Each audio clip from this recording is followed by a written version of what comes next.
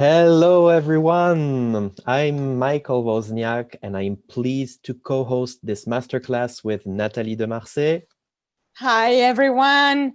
Our special guest today is Mr. John La Valle.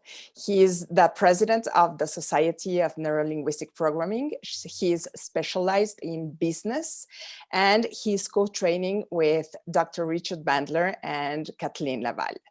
And he's also the author of the book Persuasion Engineering. If you need to know anything more about us, just see the links beneath, and you can find our websites. Now, since 20% of the people who registered don't know what NLP is, John, we are going to begin with the first before that, let's give some numbers. Okay, absolutely. So just for all of you to know, there are about 1,700 people who registered, so 1,700 people from 57 countries. So we received more than 1,000 questions, and Nathalie did a great job synthesizing and compiling them. And so just before we start, subscribe to the channel, because we are going to answer as many questions as possible.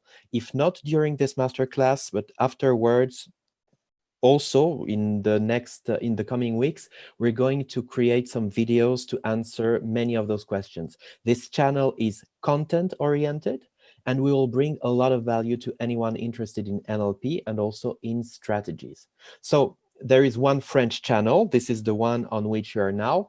And I also created an English channel that you will find in the description of the video, just below, where we will post the same contents in English. So if you're more familiar with English, just subscribe to the English channel that is referenced below. Okay. Also, during the whole masterclass, feel free to comment during the live. We are going to keep track of your comments.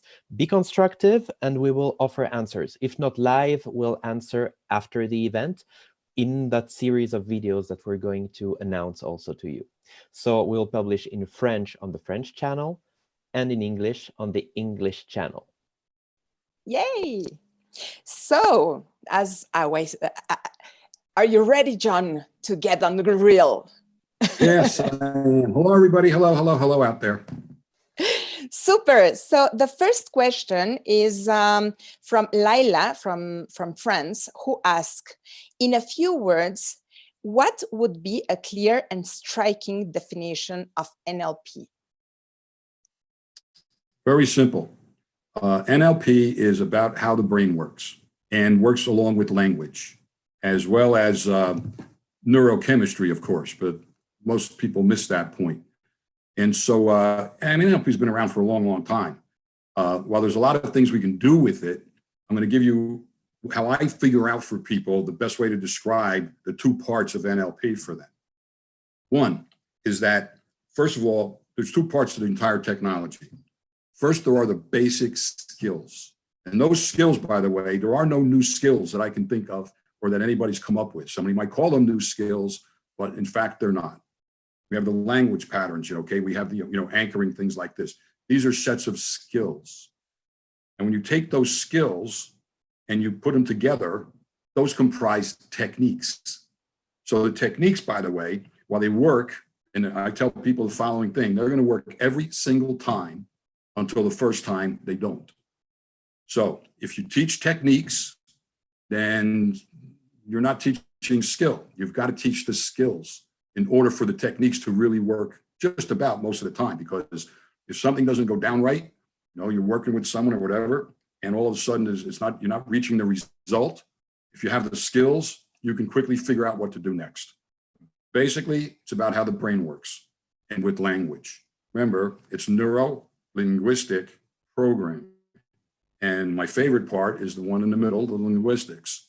So neuro, about brain, that includes, by the way, neurochemistry, which most people don't teach, but we've been teaching it since the 90s. Linguistics for the language part, and programming basically means how do we organize our thoughts? How do we organize our strategies? Things that get us through everyday life, actually. So Excellent. Thank you, John. So the next question, which is very connected to the first one, is from Paul, and he's asking, how can you reprogram yourself to achieve success? Let me say a couple of things about that, Paul. First of all, NLP was not really, people call it a self-help technology. It was never a self-help technology. It was really meant to work with other people, to help other people get the results they want in their lives, okay? Now, can you go in and reprogram yourself? Probably, but that means you've got to live the technology, not just try to run programs and do things inside your own mind with techniques. Will they work for you? They could. The best way to be able to get programmed for success is to work with someone, because the most difficult thing about working with yourself is you can't calibrate yourself. If you studied NLP at all, okay, you understand about it and how you have to, basically observe the other person for changes, okay? And just even looking at my part of my body from here up, you're not going to see everything, so if you were working with me, you can't see my foot move, you can't see my hands move. So, but the other person, when you work with the other person, if they're well trained in NLP, they know how to calibrate you. They could see a finger twitch, and that could mean something, and they could check it out. Maybe it means something. So to program yourself, the only way I know about programming yourself, and this is going to sound a little bit weird, is to change your environment and put yourself in an environment, or the environment where all there is success. Work with people, hang out with people, talk with people, have coffee with people who are successful. And you can glean some of those things by being with those people. So by changing your environment, putting yourself in a very successful environment really, really helps. I've been very fortunate in my life. And so people say, I only know a lot about business because I've got a lot of experience in business. I got an MBA in business. You know what I learned? I learned how to get an MBA in business. That's it. Okay. Most of the things I learned in my MBA program, I don't ever remember using at all. Right. But I started out when I was young. I didn't know the word entrepreneur at the time. But I started my own little business. I was probably about 13 years old. I won't tell you what it was. It wasn't illegal, but I'll go past that part. And then I had to get a job. My father said, no, listen, that's a summer job. Now you get a real job. So I got a paper route that lasted a month, because I said, I'm not going to hold newspapers around and wait to get paid for the newspapers and things, delivering them. And then I got a job at an ice cream place. Okay. I don't know if you have those kind of places over there, but the name of it anyway over here, it's called Carvel. So, and they make soft ice cream and things like that. So I did that job. Now, the guy who owned the place, he was a real pain in the neck, okay? However, he taught me a lot of things, and I remember these things. So, and he stayed on me. And I was like, I'd go home every night going, this guy, I can't work for this guy. So, but anyway, I realized that I was learning some things, and he was teaching me things, not just about making ice cream, but about quality, business, running a business, things like this. Then I ended up going, I went to school, college and everything else, and worked for a couple of different companies. And I worked in every part of a company you could think of, except for accounting and finance, okay? I wasn't just interested in doing accounting inside the company, but I worked in human resources. I'm going to work my way back. When in human resources, quality control, manufacturing, logistics, transportation, all of these things. And I was fortunate, and I continue to say I was very, very fortunate to learn because of my experience and the people who decided to mentor me. A few executives, they took a liking to me. I just still don't know why. But they taught me things, okay? They take me aside and go, listen, I know you did this thing on this project, you might want to consider this the next time, blah, blah, blah, And so my experience, but the other thing I realized was that I put myself in a different environment than what I had at home. My dad worked hard. He was a factory worker. So the people he knew and the people he hung out with were factory workers. I remember going to bowling one night. He said, son, come on, I'm going to go bowling with the team. I said, all right. I must have been 10 years old. And they talked about the management and the supervisors, and they were drinking beer while they were talking. And that was all okay, except I wasn't really learning anything. And that was okay, because I was with my dad and his friends. But I realized that if I was going to be if I wanted to learn more things, I had to be in the environment. So first thing I did was put myself in the environment to be successful. Now I consider myself to have been very fortunate, or lucky, let's say lucky, but I found that luck is a combination of good skill and being in the right place at the right time and recognizing there are opportunities there. So put yourself in a different environment. Go hang out with people who are successful. Go make friends with them and go to meetings with them and things like this. So that's one way to do it. Instead of trying to program yourself for success, because you can trick yourself into doing the wrong thing anyway, because you can't calibrate yourself. You can be doing something in your mind and thinking this, and meanwhile, that's part of your conscious mind. So what you're aware of is going to be your conscious mind. What you're not aware of is what's going on in your unconscious mind.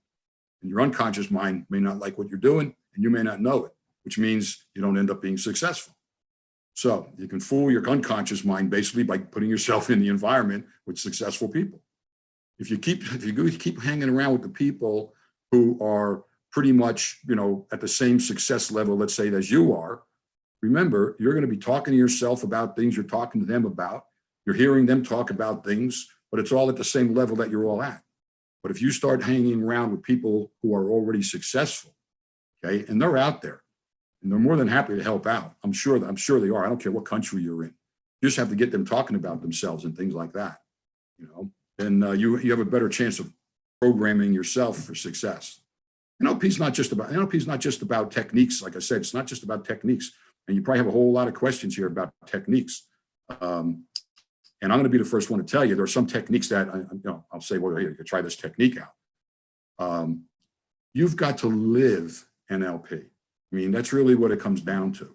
So part of that means hang out with people who are successful and glean what you can from them about how they got to be successful and what are they doing to stay successful. Because then that's the best way of getting it into your brain, your life. I live NLP. I'm pretty sure I do. That doesn't mean I do everything perfectly every day. It means I do make mistakes. I know when I make a mistake and I put something in my brain so that I go, I have to do this differently the next time. And I might not even know what to do the next time. But I do recognize I made a mistake as soon as I make it, at least usually.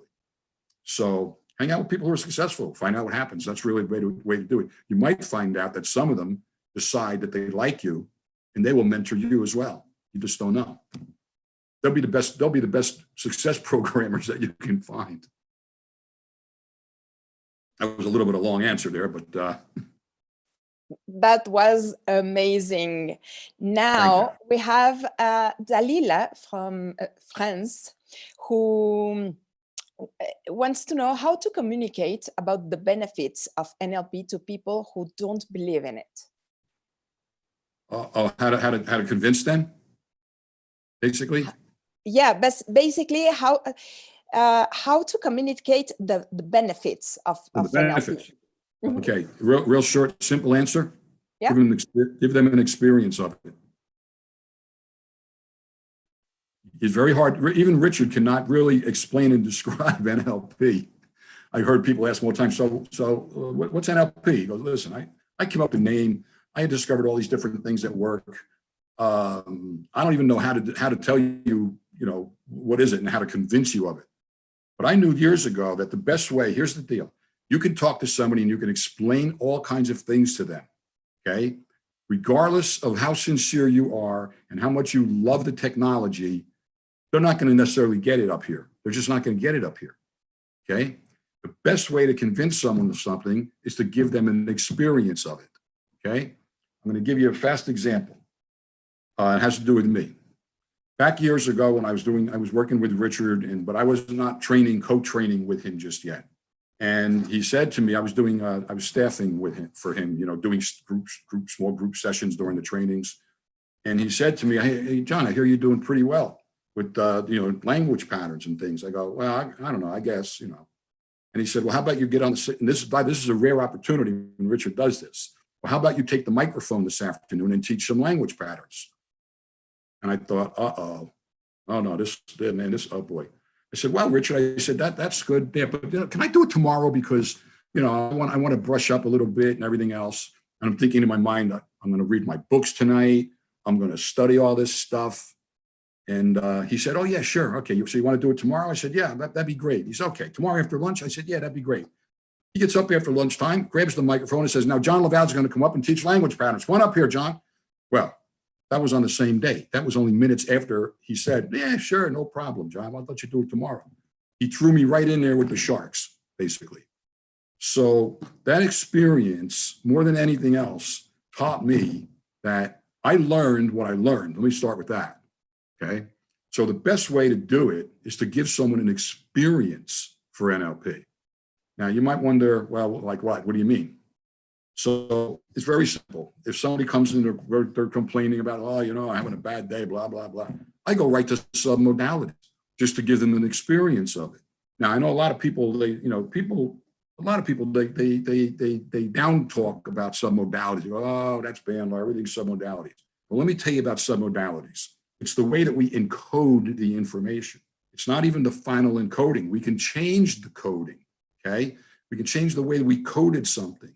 In other words, if you had an experience dog and you didn't like the dog, you know, the dog frightened you or whatever, you're going to have images and sounds inside your mind and feelings that go with them in a certain coding. Now, maybe the picture's in black and white, maybe it's a still shot, I don't know. Maybe the sound is real loud in your head and the feeling is like, you know. Well, I just look and I go, wait, excuse me, here, why don't you try this? And I have them shift their submodalities right there. And by the way, I could be sitting in an airport. I don't really care where I am, okay? I had a woman sitting on an airplane once.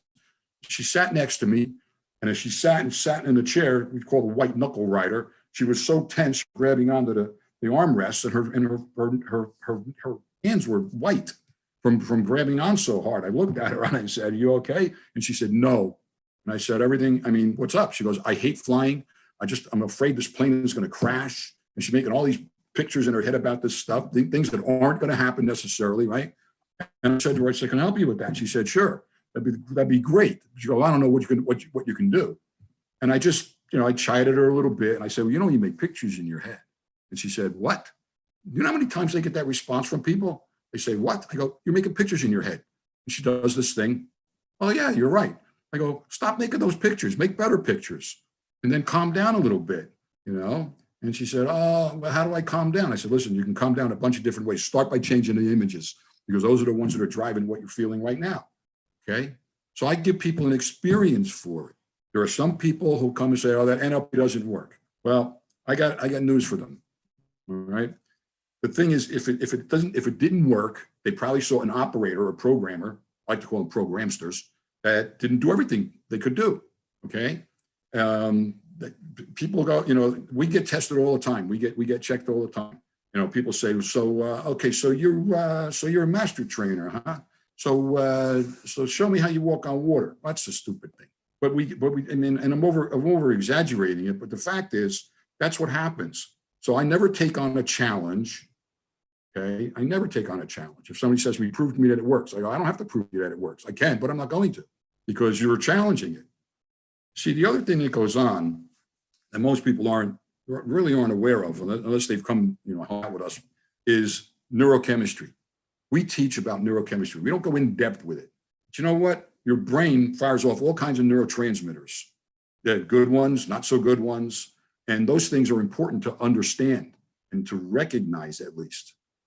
So for example, if someone would come in, like the woman, I saw her sitting next to me and I looked at her and I could tell there was something not right. She was very uncomfortable. She was breathing heavy, all this stuff, and her hands especially. I saw her hands on the arms of the chair. And that told me there's something not right here, and therefore something needs to change. I was also thinking, because I was starting to make some pictures in my own head, that here we are, I'm sitting next to this woman who's terrified, and we're going to take off on this plane, and when we're in the air, she's going to go, "Ah!" And I have no idea what she's going to do. And I don't want to be sitting next to her when this happens. So I either got to change move my seat, which is not going to happen, or I could change her state. And I chose to change her state and to teach her a couple of things. We had a great flight, by the way. It was about a 3-hour flight. And she said to me, "Wow, this is really okay. I'm doing okay." And I said, "Great." She goes, "What do you do?" Now, that's a tough question. I said, "Well, actually, I do whatever I want to do.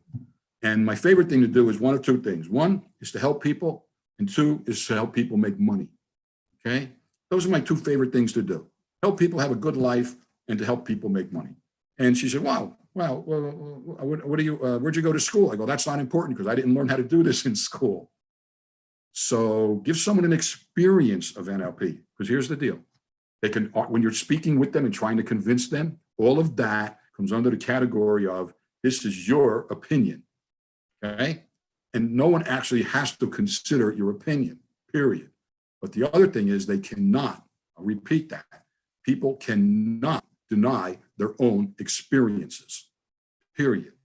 So give them an experience that they just cannot deny, period, done. It's easy enough to do. You don't have to sit down, you don't have to swing a watch in front of their eyes, do the hypnosis thing like that. You don't have to do all of that. Very conscious, very conscious. I do the unconscious parts when I can, of course, but I do what I can, do what I can to just do it consciously with them. Here's the reason why. Because I've heard other people training, and they say, oh, don't worry about it. They go, student will say, I don't get it. They go, don't worry about it. Your unconscious got it. Don't buy that. Don't buy that. That is one of the biggest lies on the planet, okay? Because you still have to give them some kind of conscious understanding of what they just learned, okay? It all goes together in your brain, not just the unconscious stuff, okay? In order for them to develop the skill, they've got to have a conscious understanding of what they just did so that they can readjust it and make it better and better and better. They can't do that if it's out of their awareness. How would they know what to correct? How would they know what to develop, redevelop, fix up, make better? They wouldn't know. They wouldn't know. Okay. Give them an experience. It's the best thing to do. Thank you. That's very precious advice, because this is a question that comes very often. And now we have one question from Saulius from Lithuania. If I could master one thing in sales and it would boost my sales the most, what would be that thing? Just one thing? Yeah. Well, I don't know what you do. I'm going to take a guess at this. Let me ask you, can he answer you at all? Can he respond back to you? I don't know if he's connected right now. Perhaps he will write something. Right. Well, but I will. Listen, I had this question the other day. I was on another Zoom, and the guy said to me, "What's the one technique that you could tell me that is going to work immediately, like starting like tomorrow?" And I said, "Well, first of all, you just made a mistake because you don't want to wait. You want to wait until tomorrow. Let's start with that." Okay, so yeah, it's true. And I said, "But here's the one thing: if you really want to know." The one thing without that, you can call it NLP and call it what you want, all right? Most important thing you could do immediately that I know will work is get off your butt and start doing things, okay? Not be sitting back and waiting for something to happen, okay? Now that sounds kind of simple. Maybe it even seems like it's off the cuff, but you know what? That's what you have to do. A lot of people, especially in today's environment with this, this virus thing going, this Corona thing, whatever, and they're waiting, they're worried, they're waiting, they're worried, they're worried, they're waiting. Do things. Look what we're doing here today, okay? You know how many Zoom things I've done in the last few days? Do you know how many times I've been on the phone with people in the last few weeks, for that matter? So you've got to do stuff. Don't just sit back and wait. So you've got to be able to do things. The other thing is, now this is going to sound kind of crazy, but this doesn't apply to everybody. It only applies to people who have come and really learned, basically, because they mentioned the book, have really learned the basic, simple elements of persuasion engineering. Okay, because once you have that set of tools in your mind and you're able to use those skills, once you have that down pretty well, then I tell you the following thing: how much you making? And they go, blah, blah, I'm making this much. I go, double it. You go, what? I go, double it. I've had people come to that one particular program and quadruple their income. Now that also means that we're in charge of how much money they can make. So the other answer to the question is, if you want to make more money, if you're in a sales position where you're salaried, you're stuck. I'm not going to lie to you. You're going to make so much money no matter how much you sell, because the company's going to pay you a salary. Now, if you're on a salary plus commission, okay, I'm going to tell you this, you're also stuck. I think it's being stuck because you're going to get a salary, and that salary usually is the amount that they know is going to keep you comfortable. And anything you make above that, so more than that, then that's going to become under extra money. But there's no reason for you to go work that hard for most people, because they're comfortable, okay? If you're not hungry, man, you got to be hungry. You got to really, and I don't mean you have to be hungry because you need more money. You got to be hungry because you want more excitement. You want more of the thrill of the chase. All these different things. Why do people sell? There's lots of different reasons why people are in sales. Some people just like the thrill of it. They love the thrill of the chase, okay? And so that's important. That counts. So I don't know what the environment is that you're in, I was with a guy, I was doing a training in years ago in the 90s, early 90s, with the country's, US country, second largest new home builder, okay? Second biggest in the country. And we go to a dinner one evening, and he has some of his salespeople with him. They all drove up in their cars. And a few of them, and we're talking young guys, we're talking some of these guys were 24, 25, 26, 27. And some of them are driving up in Porsches, Jaguars, the cars like this. And I'm thinking, boy, these guys must do pretty well. And as I was thinking about this, another guy came up and said to the boss, he was a vice president, he said, Bob, I'm thinking of buying a condo. You think I can afford it? You know, based on where we're headed with the company and my sales track record. And the boss looked at him and said, of course you can. Go out and get that thing. Hurry up before the prices go up and the mortgage rates change. And he said, thanks. And I could see in this kid's face, he was going the next morning to buy this place. And I looked at Bob, that was his name. And I said, Bob, think this guy can afford to buy that condo? He said, no. I said, what'd you tell him that for then? He said, I said, and you guys drive pretty nice cars. They're young guys. He said, yeah, I keep them hungry. He said, they're on pure commission, but I keep them hungry anyway, because as long as they stay hungry, they're going to keep selling like crazy. And they do. Okay. Now I laughed. And that went in my brain. I said, of course, if somebody's not hungry, why are they going to work harder? Okay. So there's a lot of that going on. So again, I'm not sure what kind of a job you're in your country. Basically, salary plus commission, whatever. But you got to be hungry, and you'll do all kinds. There's an old saying, necessity is the mother of invention, and that's been around quite a long time. So if you don't have things you're not getting, you're not going to be hungry. Now that doesn't mean that it's all about things you can get. All right. But it also means, some people sell, they do really, I know a guy, I'm not going to mention his name. I know a guy that is still so hungry because he loves the thrill of the chase. And this guy goes after every opportunity he has to sell to people that he's involved in, with the business he's involved in. Okay. He loves this stuff. He loves the excitement. He gets up in the morning and he's like drooling, like he wants to get out there and start making phone calls and things. So there's some people who do that. I mean, that's their gratification, and that's what they're hungry for. They're hungry for that good feeling of success and everything else. So lots of things you can do. Well, one first thing is go do things. The things part is too general, of course. You got to figure out what those things are that would make you feel happy, okay? And go out and do enough things to be successful.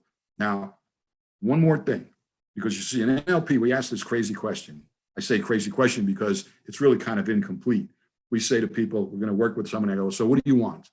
And they say, I just want to feel good. Well, that's easy. I can do that in 3 seconds. It's called anchoring.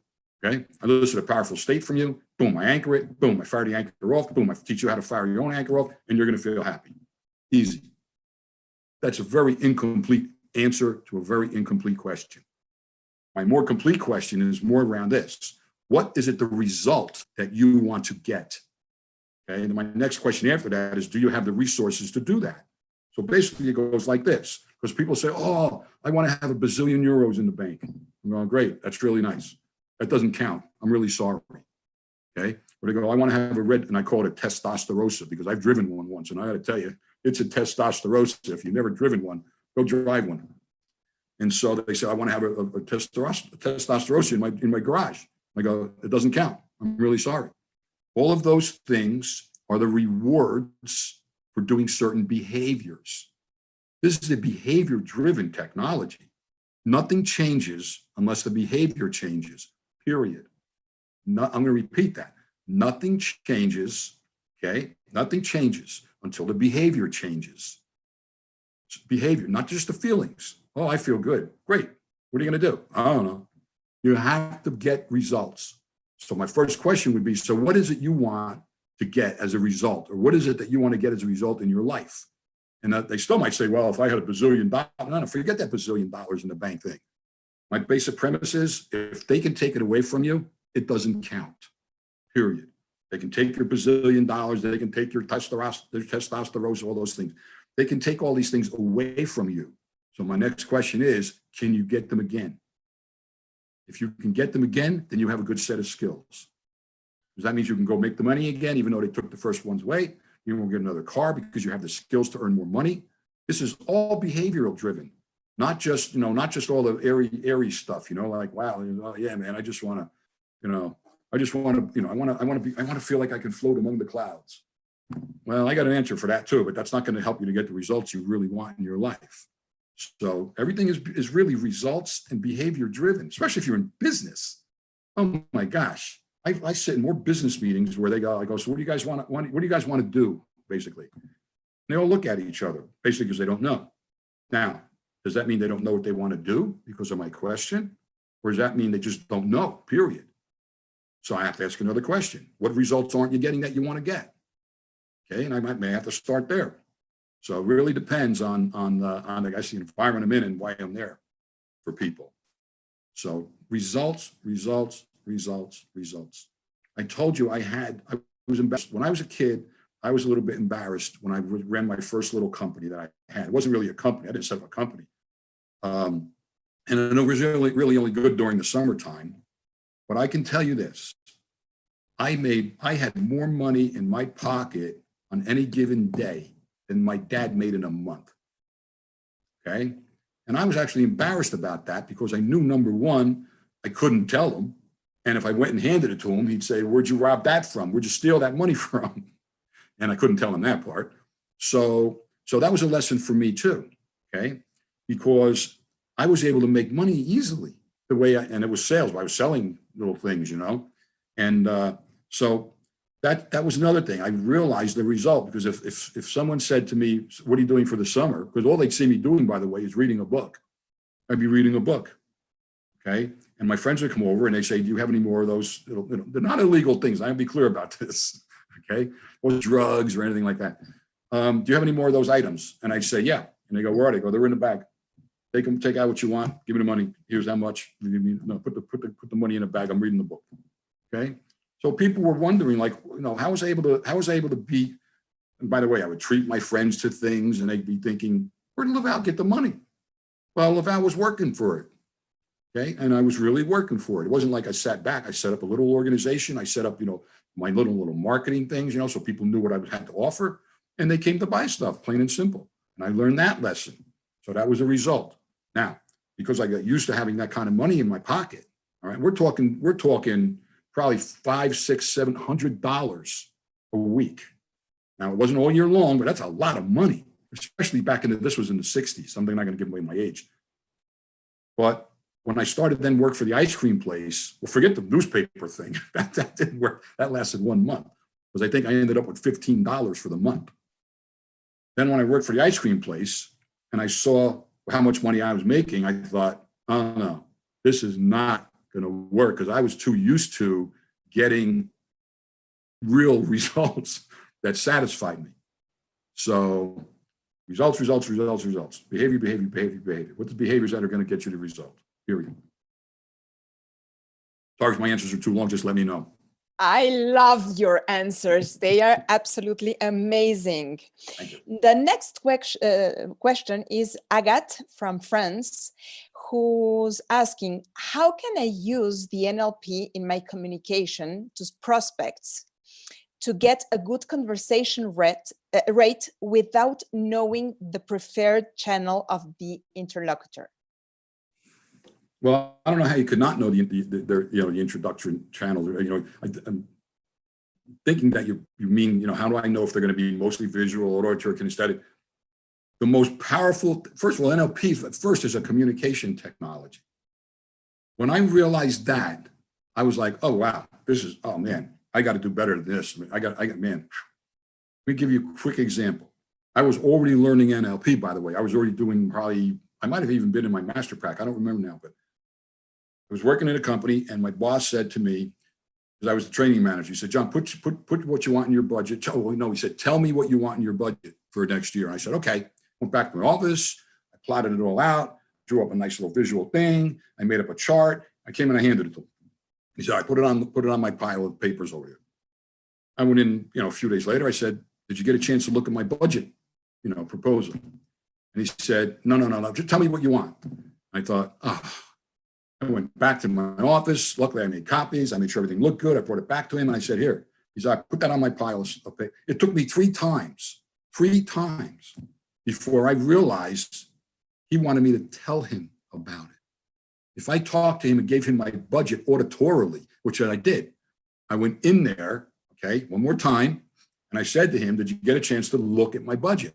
Visual, visual, visual. He said, no, no, no. He said, just tell me what you want. I said, okay, I want this, this, this. He said, all right, no problem. I'll take care of that for you. And I was done. I could have saved myself 3 trips.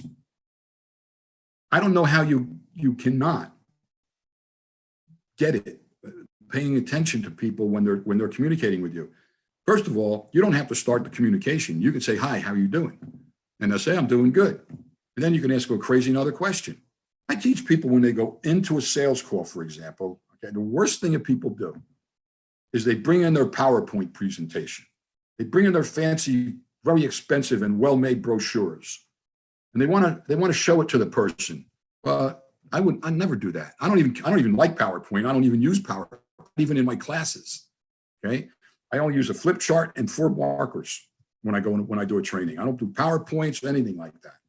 I see people following along in the manual while we're training things. I said, what are you looking in the manual for? What I'm telling you right now is not in the manual. Everything in the manual, I'm not going to cover very much. I want to give you new things. You go back and read the manual at night tonight while you're waiting for class tomorrow. But the point is, you want to get the other person communicating with you. You don't have to communicate with them. We want to get a conversation started. Just try to tell somebody, just look at them and say, wow, that's really a nice shirt. Wow, hey, that's a nice one. Nice earring. I like your earrings. They really look good on you. And wait a second, and they'll start communicating back. They'll say, oh, really? Oh, these are my grandmothers. You go, you're kidding. Wow, how long have they been in a family? Now you got a conversation going. You really want to know how to start a conversation? That's the way to do it. Not because I can tell, and I'm making this up now. I'm mind reading this part, that in order for you to generate that question, that you must have some kind of, I don't want to say anxiety, but you have some kind of a feeling that stops you maybe from getting into a good conversation with people. I'm going to tell you how to do it. You don't have to be the person doing the conversing, let's say. You just have to ask a bunch of questions, and you don't even have to ask that many questions. I go into a new prospect, okay, and especially if they're an owner of the business, first thing I say is, this is great. I love you, but tell me more about your business. How did this get started? And when they start with, let me tell you, my great-great-grandfather started this business. I sit back. I just sit back and I go, wow, this is going to be a good ride, baby. And you know what? They're going to give me all the information I could possibly want or need. I don't have to ask many questions. I might ask a few. And by the way, if they say enough information and I want more, I say, wow, tell me more about that.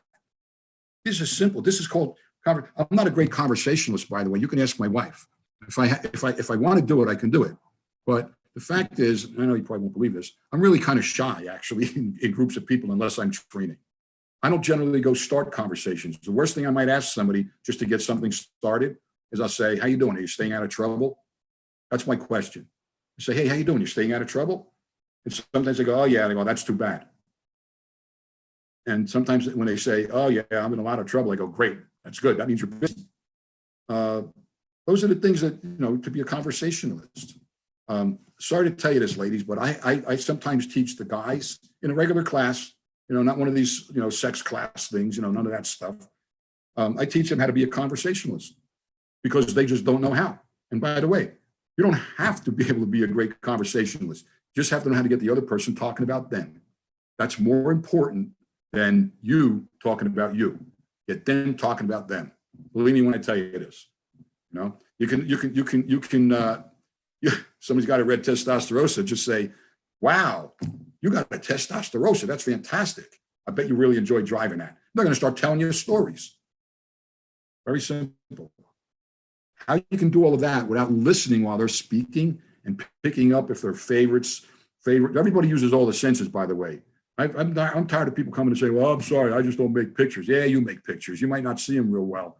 Maybe you're not aware you make pictures, but I can help you see pictures really fast. Everybody uses all the parts of that brain or they're dead, period.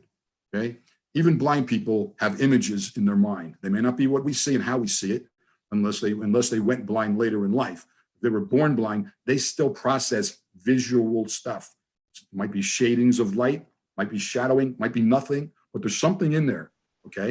And if you even listen to them, they'll even say, well, as I see it, and they can't see.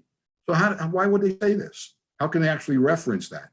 So when people are communicating with you, if they're going to use visual words or auditory words or kinesthetic words or, you know, the non-specific words and even olfactory or gustatory words, how do you miss those? There's only one way I know that you can miss them. It's because you're in your own head thinking about stuff. Get out of your head. Stay out of your head. We got to pay attention to the person out here. I keep telling people, I've been doing this for over 30 years now. The party is right in front of you. It's not in here. All the action is right in front of you. You're dealing with someone else, whatever it is, that's where the action is. Action's not in here. As soon as you go inside your head, you may not come back out, period. You're going to go in and worry about, oh my God, what would they say if I said this? I don't know. Say it and find out. I find most people, many people anyway, have a great sense of humor. Great sense of humor. And if I say something funny to get them started, as soon as they chuckle and laugh, there's a few things going on. One, I started a conversation. Two, is I've got their neurochemistry running in the direction I want it to run in. Very simple. All the stuff is connected. And just imagine, it's all about just words. This fascinates me.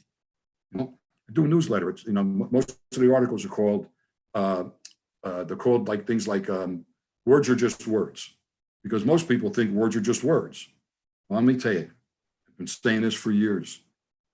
You've heard the fact that someone says, well, you know, a picture's worth 1,000. No, what is it? Oh yeah, picture's worth 1,000 words. One word is worth 1,000 pictures. You just got to figure out which words those are, but you're only going to get them from the person you're communicating with, because they're going to give them to you. Very simple. You don't have to figure very much out with people. All you got to do is pay attention. Open your ears, open your eyes, open all your senses, and pay attention to them. Yeah. Okay, great. Thank you. Thank you very much. There are plenty of comments to thanking you for your answers, which are really, really interesting. And Uda from Belgium is asking if you should talk about a single exercise that allows to improve our career in the business. Which would it be? Something to do? Yeah, an exercise to improve your career in the business. Learn as much as you can learn. You're never going to learn everything. You know, there's so much out there to learn. I tell you, I based all my experience. My experience is what built my skills. And when I had an experience of something, I'd go out and I'd try it out. Did I make 100% every time? No. You think I made mistakes? we won't go there right now. But you know what? If you're not making mistakes, you're not making decisions. So the one thing I can tell you to do, sometimes you just have to close your eyes and jump.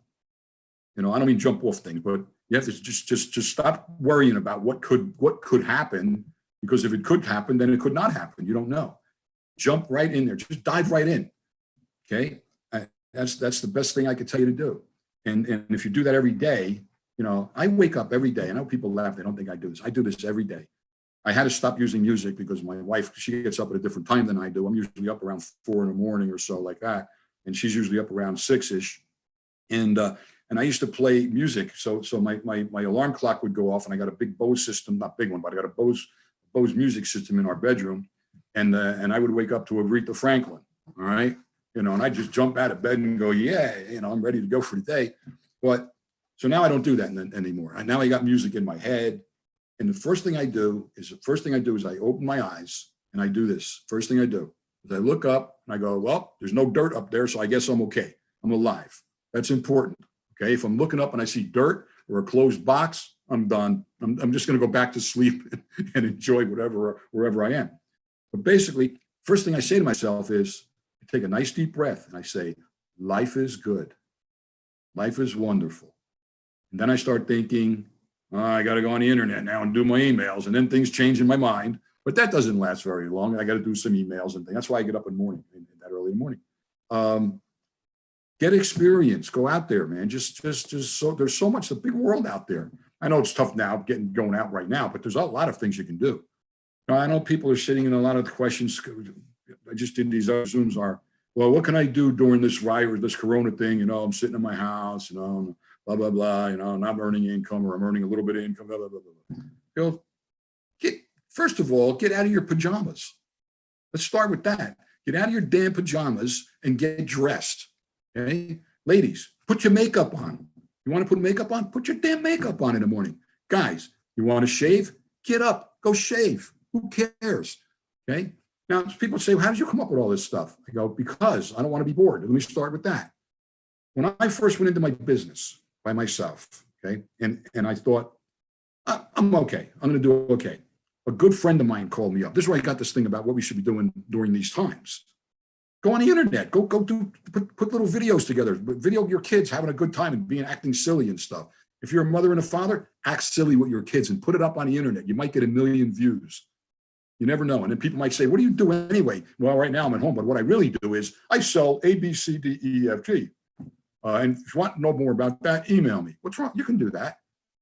Okay. I went to my own business and I'd get up in the morning, you know, whatever, get on the internet, do what I was doing. And a guy called me, a friend of mine called me up. He said, so you're in your own business now? I said, yep. He goes, let me ask you a question. You working out of your house? I go, yeah, of course. I'm going to work out of my house. Why do I need to pay an office? I always had the opinion, if I have an office and I'm paying for the office, when I'm in the office, I'm not making money. When I'm making money, why am I paying for the office? I might as well stay home and work. And he said, so my question for you is, because I think I want to help you here. I said, great, go ahead. This ought to be good. A friend of mine. He said, how do you know the difference between when you're home and when you're at work? I thought, oh, and I wanted to challenge him. So one of my favorite meta model challenge violation questions was, I said, what do you mean?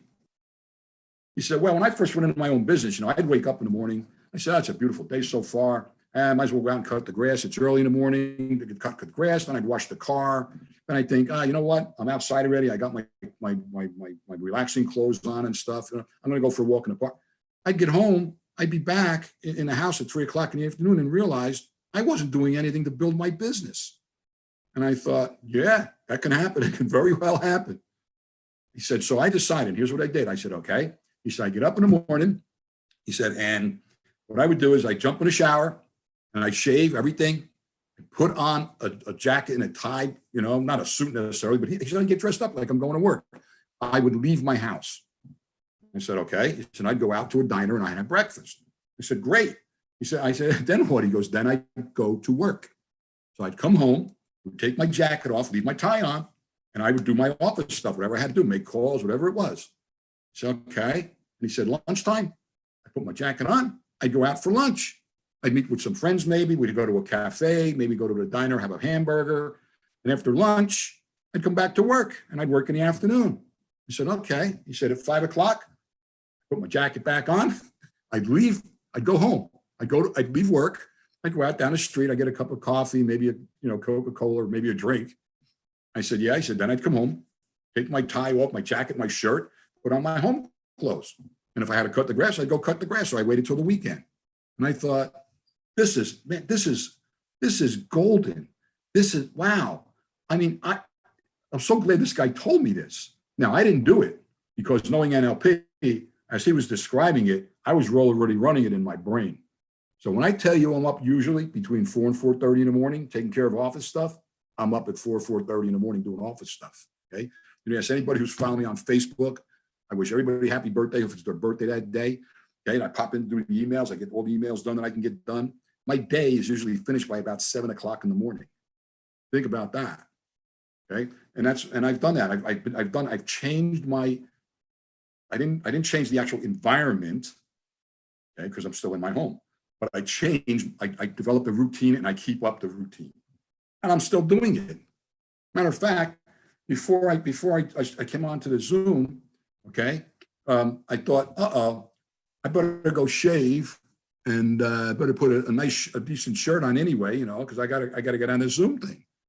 Otherwise, you would have seen me unshaven because time was going by for the day. You know, it's 2 o'clock in the afternoon. I was already pounding out the keyboard, you know, for most of the morning and other things. Now, Richard was on a Zoom just before this one with, you know, in Italy. You guys are going to have Richard too coming up, right? One of these days, next week or something. Okay, so that's what I did.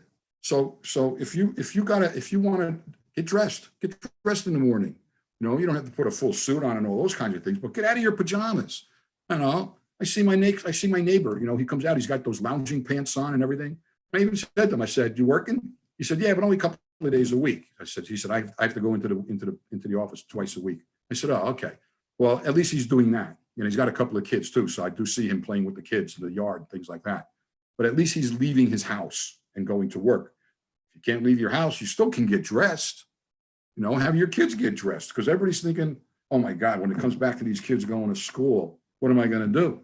They're not going to want to go back to school. They're so used to relaxing, having a good time. I said, have them get dressed, have class. It doesn't have to be reading, writing, and arithmetic. You know, open up a history book, you know, and show them some things. Go on the internet and start Googling things, and have the kids have them Google it for you. They're probably better at it anyway. And then talk about those topics and things. You could do all kinds of things all day long. But for the person who's asking that question, just got to change things and just got to do things. That's really what it comes down to. And, you know, so I know it sounds simple, but that's because it is. Exactly. Perfect.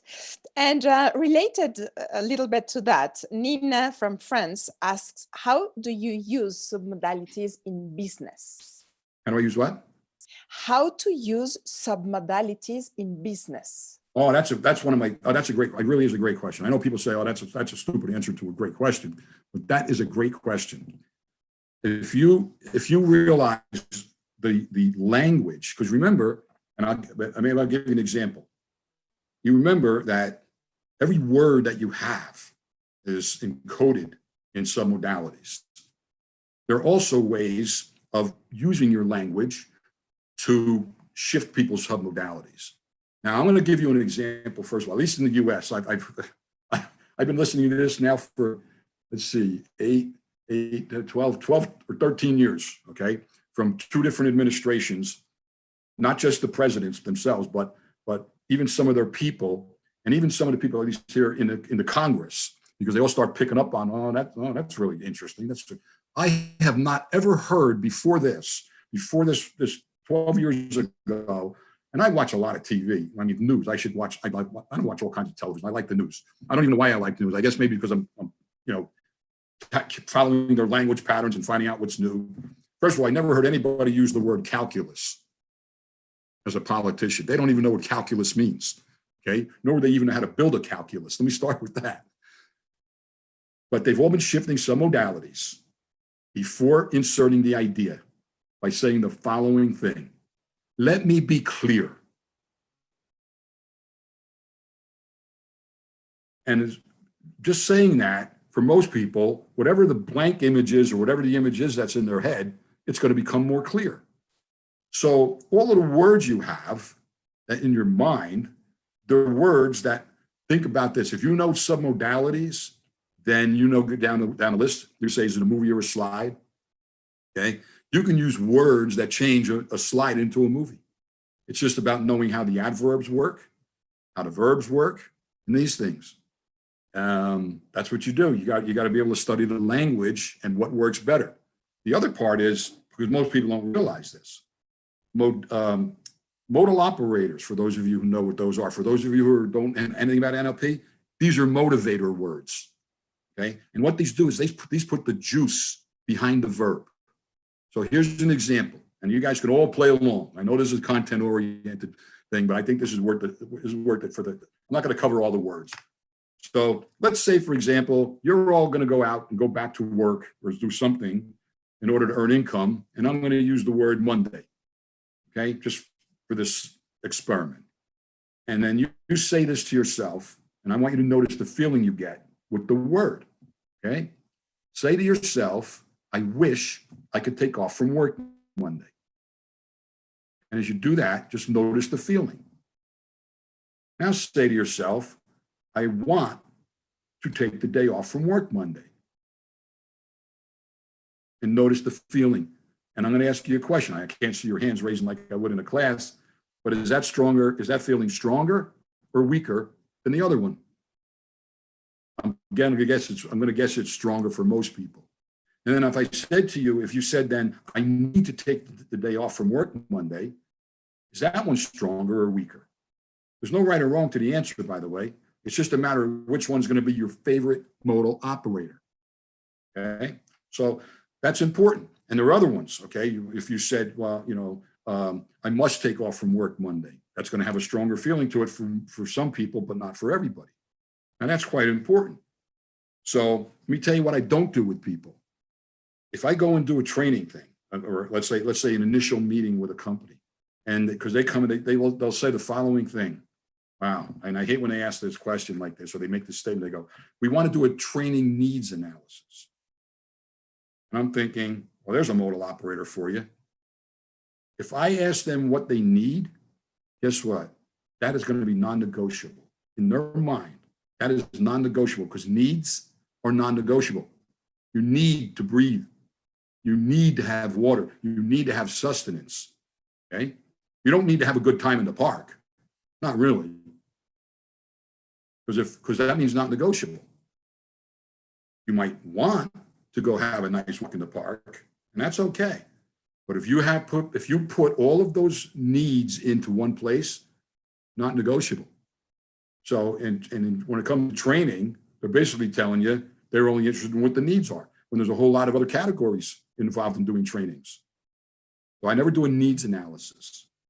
Okay, I do a everything analysis. If I do it at all, I've stopped doing those analyses years ago anyway.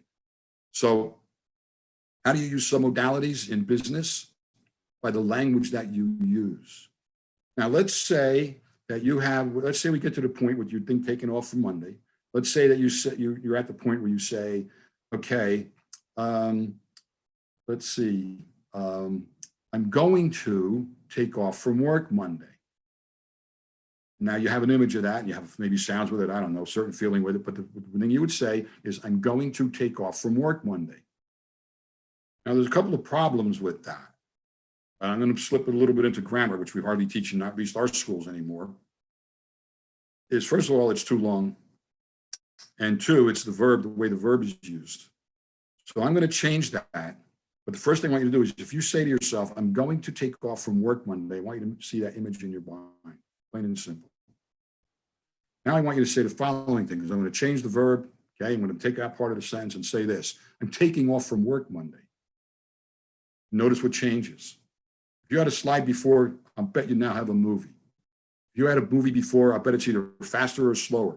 But the thing I know is for sure is you get to a decision point and you actually make a decision. Because if you say, I'm going to take off from work Monday, it means you're going to. It means you haven't. It means you haven't made the decision finally. That's what the language does. That's how you start using some modalities in language. And it doesn't have to be just in business. It could be all over the place. Doesn't matter. I take every opportunity I can to use whatever I can to find out what's going to work better. You know, you all got the whole element of rapport going on as well. That's another whole subject. We can cover that another time. Fact is, I can find out and try any patterns out I want, and it's how I learn with the cab driver, with the clerk at the hotel desk, with the waiter or the waitress in a restaurant. Okay, doesn't matter to me. I do this anyway. I mean, people say, well, I don't use my NLP at home. I just use it at work. And I'm thinking, you're not using it at all. Because if it's not part of your life and how you have formatted your brain, then you're missing something. Because everything, first of all, is learning dependent, right? Learning is state dependent, rather. So, by the way, if you haven't gone home and used rapport and tried to make better rapport with your kids or whatever in your house, whatever your home, you're missing something. Because I bet there are times, listen, everybody doesn't have a rosy life. Every day is not just so grand and wonderful, you know. Things happen. We can't help it. Things happen. Look at this virus thing. Things happen. Now you have people experiencing really bad stuff in their homes because they're getting nasty with their kids, hollering at their spouse, because why is this? I don't get this. These are the people that you love. These are the people that you live with. These are the, you know, I don't get all this. But if you were living NLP, what that means is people, so does that mean I have to believe? No. Listen, it's you've put NLP into your environment. And you don't have to think about it. One day you're all going to meet my son. My son's name is John Sebastian. John Sebastian is now 34 or 35, going on consultant. He actually was going on consultant when he was 20. He'd say, Dad, you know what you need to do? I go, no, what, son? He'd say, well, you ought to take a look at this, blah, blah, blah, blah. He's an NLP trainer. He's been an NLP trainer since he was a teenager. He doesn't train NLP. He runs business. He runs his own business. He's negotiated for people. You think we sat him down and taught him NLP? No, not at all. He grew up with us. And he also grew up with Richard, because we would take him to seminars and he would sit in the back and play with his little toys when he was very small, right? And just pick these things up. I do remember Richard did teach him math once. You know, we were in a seminar in Germany, and John's there. We took him out of school for 2 months to go get a real education over in Europe, with seeing new things and experiencing new people and new languages. We went to Germany, Austria, and England, and we traveled around like that. He was actually picking up some of the German language, actually, and while he was there, because he kind of took a liking to it. I get the structure of it. And I'm running a class, and Richard says, he says, okay, you take the afternoon. And I said, okay. And I'm doing the afternoon class, and Richard popped his head in. Then I saw him leave, and then I saw him pop his head in, and then he disappeared. I didn't see him, but I didn't see him leave the room. And I'm like, where's Richard? You know, now I couldn't really say that over the microphone in the seminar, but I mounted it to the back to my wife, Kathleen, and I said, actually, I want to know where my son was. I said, where's John? And she went. He was under the table with Richard. Richard was teaching him math. Why was he teaching him math? Because John didn't like math. Why didn't John like math? I don't know. And he was under the table. Nobody could see them. And I gave the class a break of exercise or something. I went and peeked up under the table, and they're under there, got the pencils out, and Richard's showing him how to do math. Other than that, we didn't teach him NLP. My son, he's already negotiated contracts for people. He was 22 years old. We didn't teach him NLP. We didn't make him go to school and sit in the chair and do the exercises. Never happened. Never happened. One time I saw him, I came home doing something. He must have been about 7 or 8. He's got Richard's videotapes in the VCR, watching them on television. And I think, what did you learn? He goes, nothing. I said, no. He said, but Mr. Richard, he called him Mr. But Mr. Richard is really funny. And I thought, that means the stuff's going in. Don't fool me. But I didn't say anything to my son. So you've got loads and loads of opportunity to use it. Put NLP into your environment. Yeah, thank you. It's really all about living NLP. And the next question is very connected to that. I think you already answered partially to it, at least. Okay. It's about the present situation with the coronavirus. And the question is from Thomas from Switzerland. How do we position ourselves in the current situation, and what strategies should we put in place? Great questions. The current situation is this. Everybody's in fear. Not everybody's in fear, but it's the fear of the unknown, because nobody really knows what's going on and nobody really knows what's going to happen. My thing is, what you should be doing now is doing whatever it is you were doing as best you can, preparing for when let me tell you, when these economies open up, it's going to be gangbusters. It's not going to be like, well, a little bit of this, a little bit of that. You're going to have restaurants that were forced to close. You're going to have some people who gave up and sold their businesses. But that doesn't mean you have to do this. Okay, you can start doing things now. Get on. You have customers. Get on YouTube with them. Do Zoom things with them. Okay, answer their questions. If you're teaching NLP and you're doing some NLP things, do a couple of Zoom things and give some people here's how you do this technique. There's nothing stopping you from doing that. Stay engaged. Keep the people that you know engaged. A couple of weeks ago, I had a very great surprise, which I of course, it was a surprise, so I didn't count on it. Is my sister texted me and says, "Oh, there's a Zoom thing tonight." He says, "There's a Zoom thing every night, you know." There's no. This is with our cousins. Of course, my question was, what cousins? Which cousins? Because I have probably over 80 first cousins, 80 Italian families, you know. And she said, "Oh, well, this part of the family is probably going to be about a dozen of them there." And I said, "Well, send me the link." And I just haven't seen my cousins that much.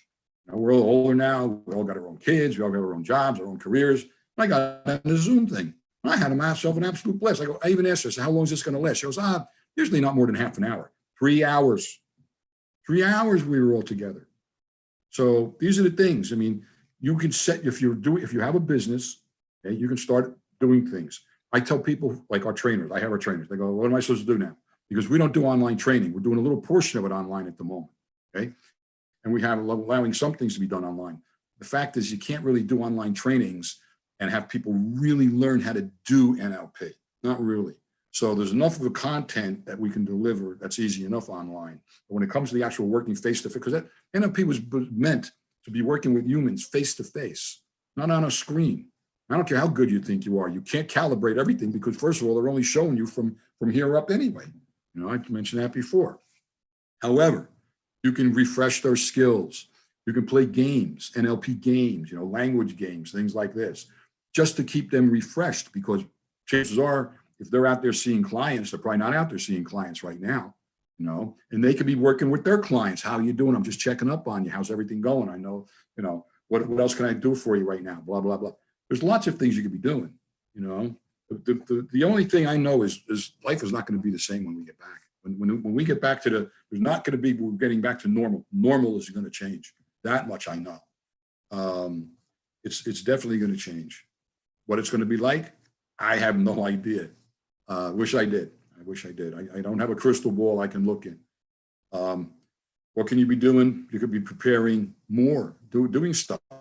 Just get online with your customers. Get online with potential customers.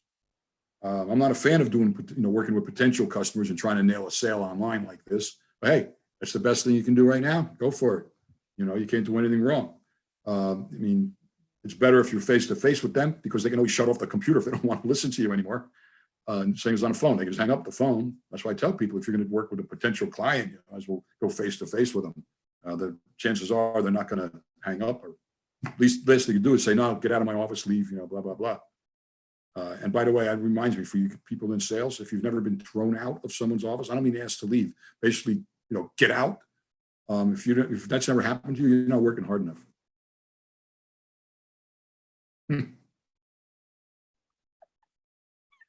Yeah, get up and do things. Just do things. Get out of your jammies, man. Go do things. Great. Sofiane from Belgium is asking. Belgium. Oh, Belgium. He's asking, how do you sell your skills to businesses? I don't sell my skills to businesses. I sell results. I'm going to go back to that word. I want to find out what are the results they want to achieve, even in a business. You know, if you go in and say to them, listen, what do you want? You know, what do you want to be able to do? Or what do you want as a result? They're going to say, well, tell me what we do. Well, we don't want this. We don't want that. Don't throw that information away. That information is very valuable. Don't throw it away. Yeah, I don't sell my skills. If somebody says, well, what's this NLP? Most of my corporate customers don't even know that I do NLP and train NLP, at least not initially, because there's no point in me saying, well, I'm an NLP trainer. A big deal. So you might find that out in a lot of places. That's why even if you go in and tell people, well, I do this, I sell this thing, this service. So what? So what? What results have you gotten?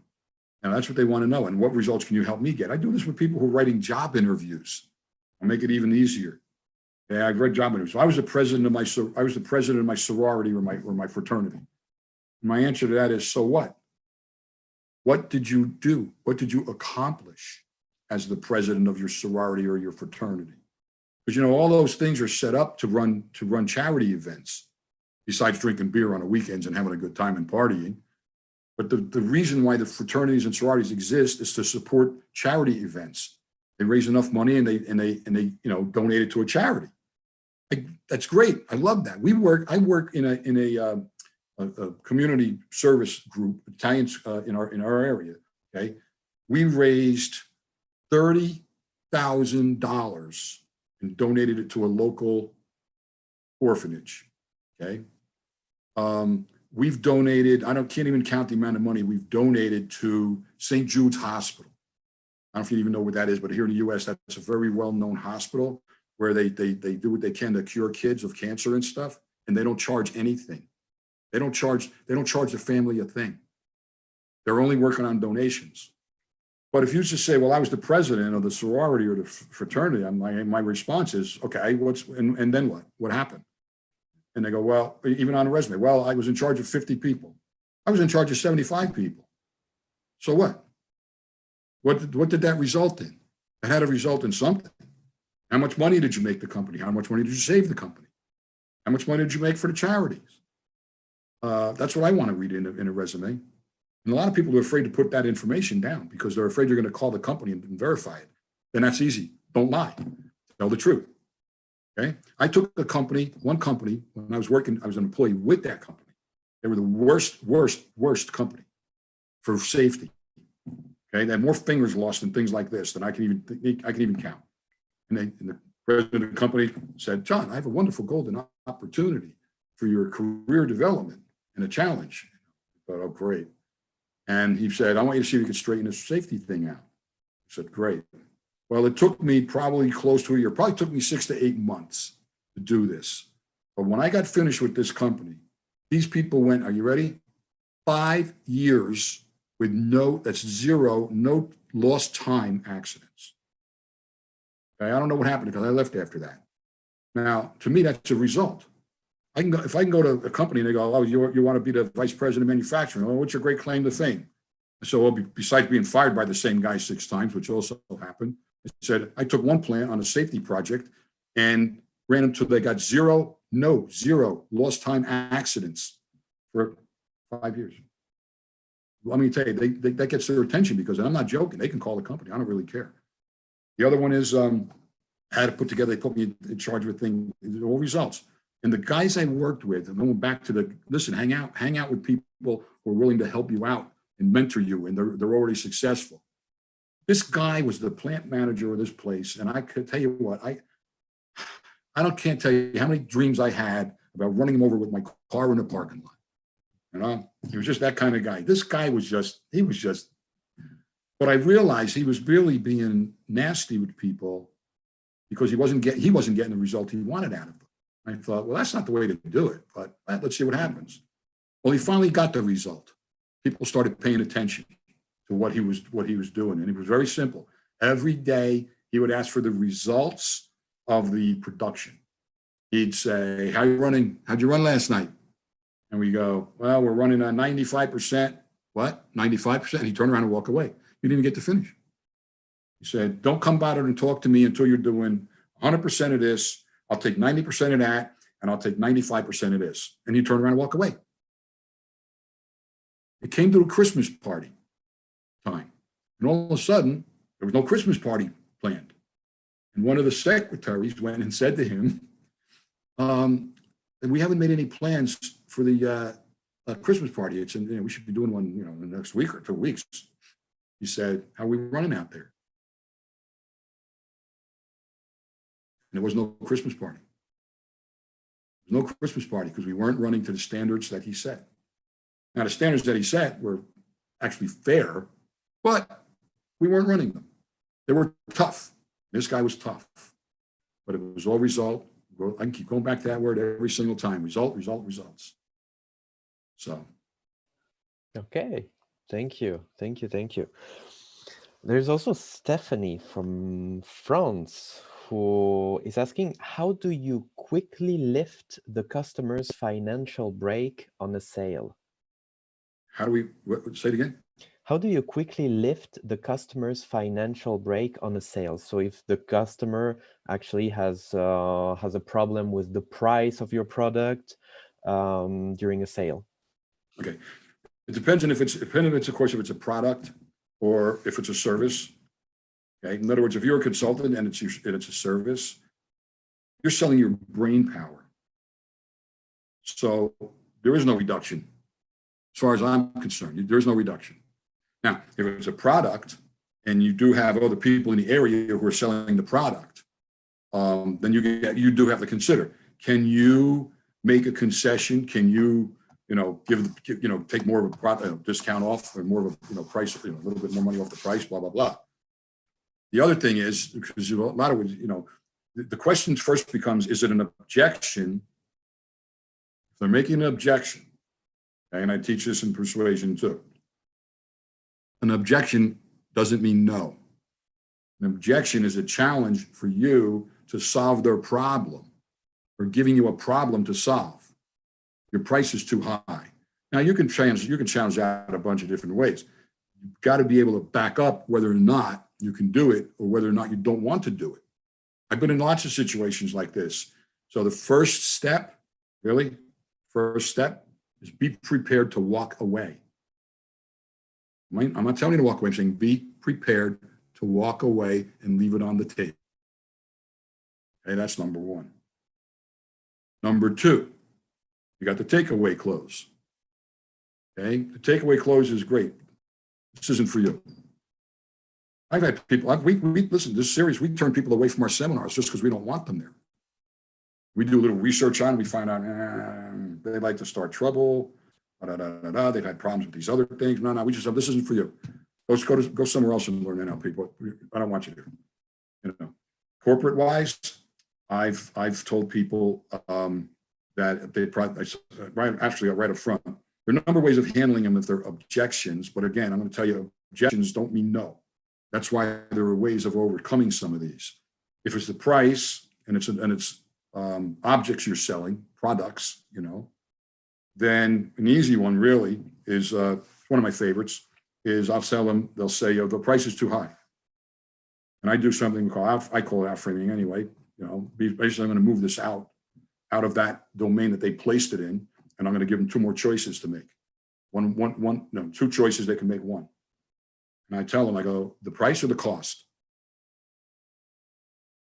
Now, most of you probably have a question when I say that.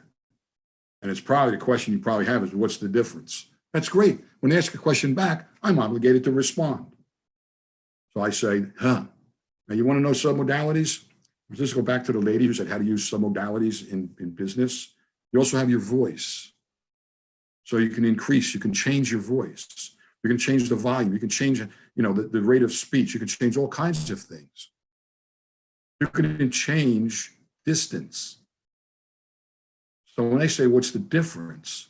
I say, whoa, there's a big difference between the price and the cost. The price is a little bit you pay for today. The cost is how much it's going to cost you the longer you decide to wait. So you're really better off deciding now. Most of the time, they consider that. And sometimes they'll say, well, yeah, but you know, I can get it. If it's the same product, you do have to consider what you're willing to do. Sometimes you go, well, I can get a similar product. I go, yeah, I know. You know, when I was a kid, I wanted a bicycle, right? And my dad didn't have a lot of money. And the bicycle I wanted was $25, but that was a lot of money. So my dad went and got me a cheaper bicycle. It was $10. And he said, here, this will be good. It's a $10 bicycle. It's got two wheels. It's got the pedals. It's got handlebars. It'll be fine. And I thought, yeah, all right. The bicycle fell apart within a month. These are things, parts are falling off it. And we're replacing the parts. We had to buy a new wheel. I had to buy this. We had to buy a new chain, all these things. And then it dawned on me. I said, Dad, you know, we got the $10 bicycle. I understand that. But then over the next month, you know, we spent another $20. We paid $5 more for this bicycle that's still only worth $10. And Dad looked at me. I won't tell you what he said. He said, you are a little smart ass.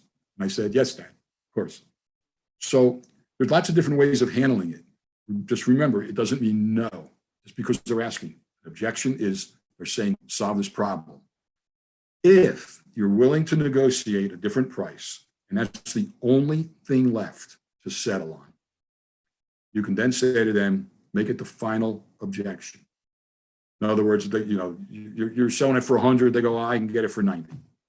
You say, is that the only thing stopping you from giving me your business? And they go, yeah. I go, that's it. So if I can get you a better price, you'll give me all your business. That's what you're telling me. I want to make sure. Yes, great. Do not give them the price right then and there, because they will resent you for it. Because they'll say, you could have given me that price to begin with. The idea is to say, let me get back to you. I'll get back to you this afternoon. And you go back to your office. You have to talk to somebody, talk to them. If you don't have to talk to anybody, no problem. Then you call them back. You go, I can give you 90. I can match it. They're going to say, how about 89? You go, let me tell you something. Call me back when you come to your senses. Wanted a better price, I gave you a better price. And by the way, don't ever forget the following thing when it comes to products. One person sells it for 90, you can sell it for 100, you sell it for 100, and your service is worth 110. And the other person's isn't. When I would give a price for my consulting, I would, first of all, I tell them, I would do the thing, nobody tells you to do this in sales. The things I tell you to do, nobody tells you. They'd call me up and they go, hello, John. I go, yeah. And they go, I'm interested in bringing you in.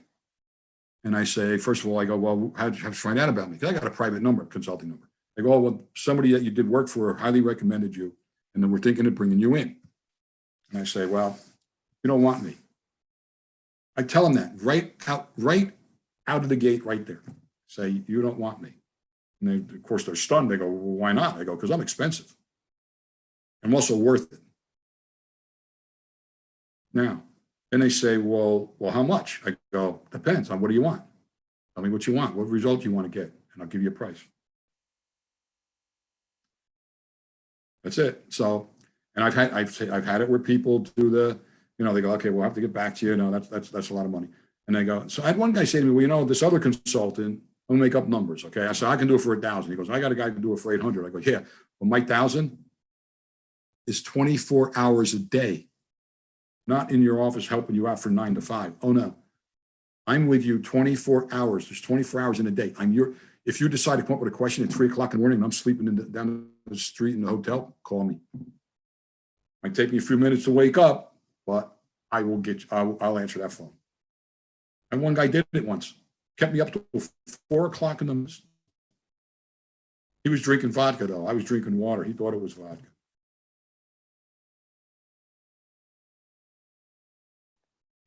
That's amazing, John.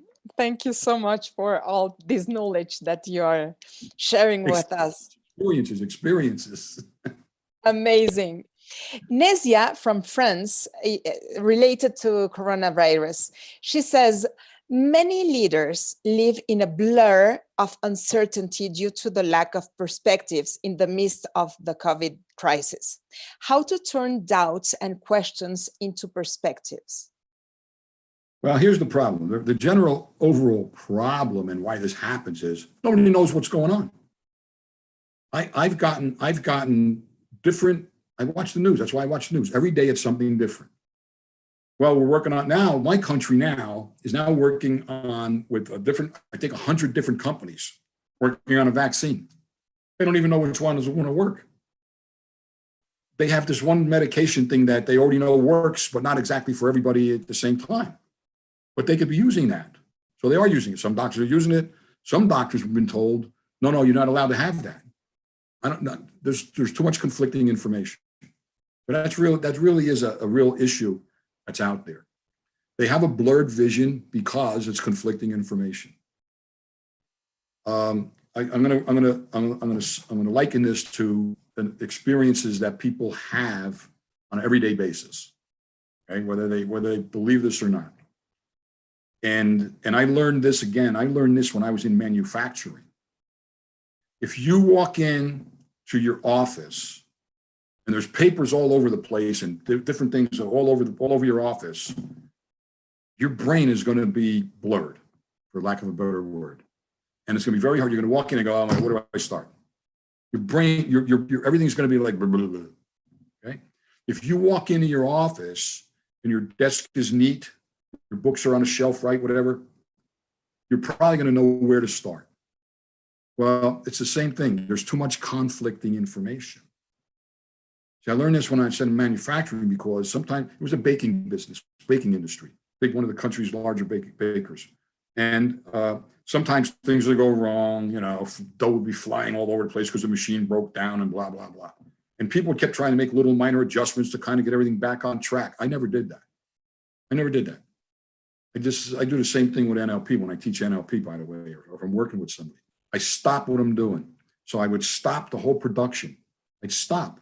I go, shut everything down. Now, management didn't like that, by the way, because they're going, oh my God, we got to get the stuff out the door. I go, the only thing you're sending out the door is garbage. Shut down. I make everybody clean everything up.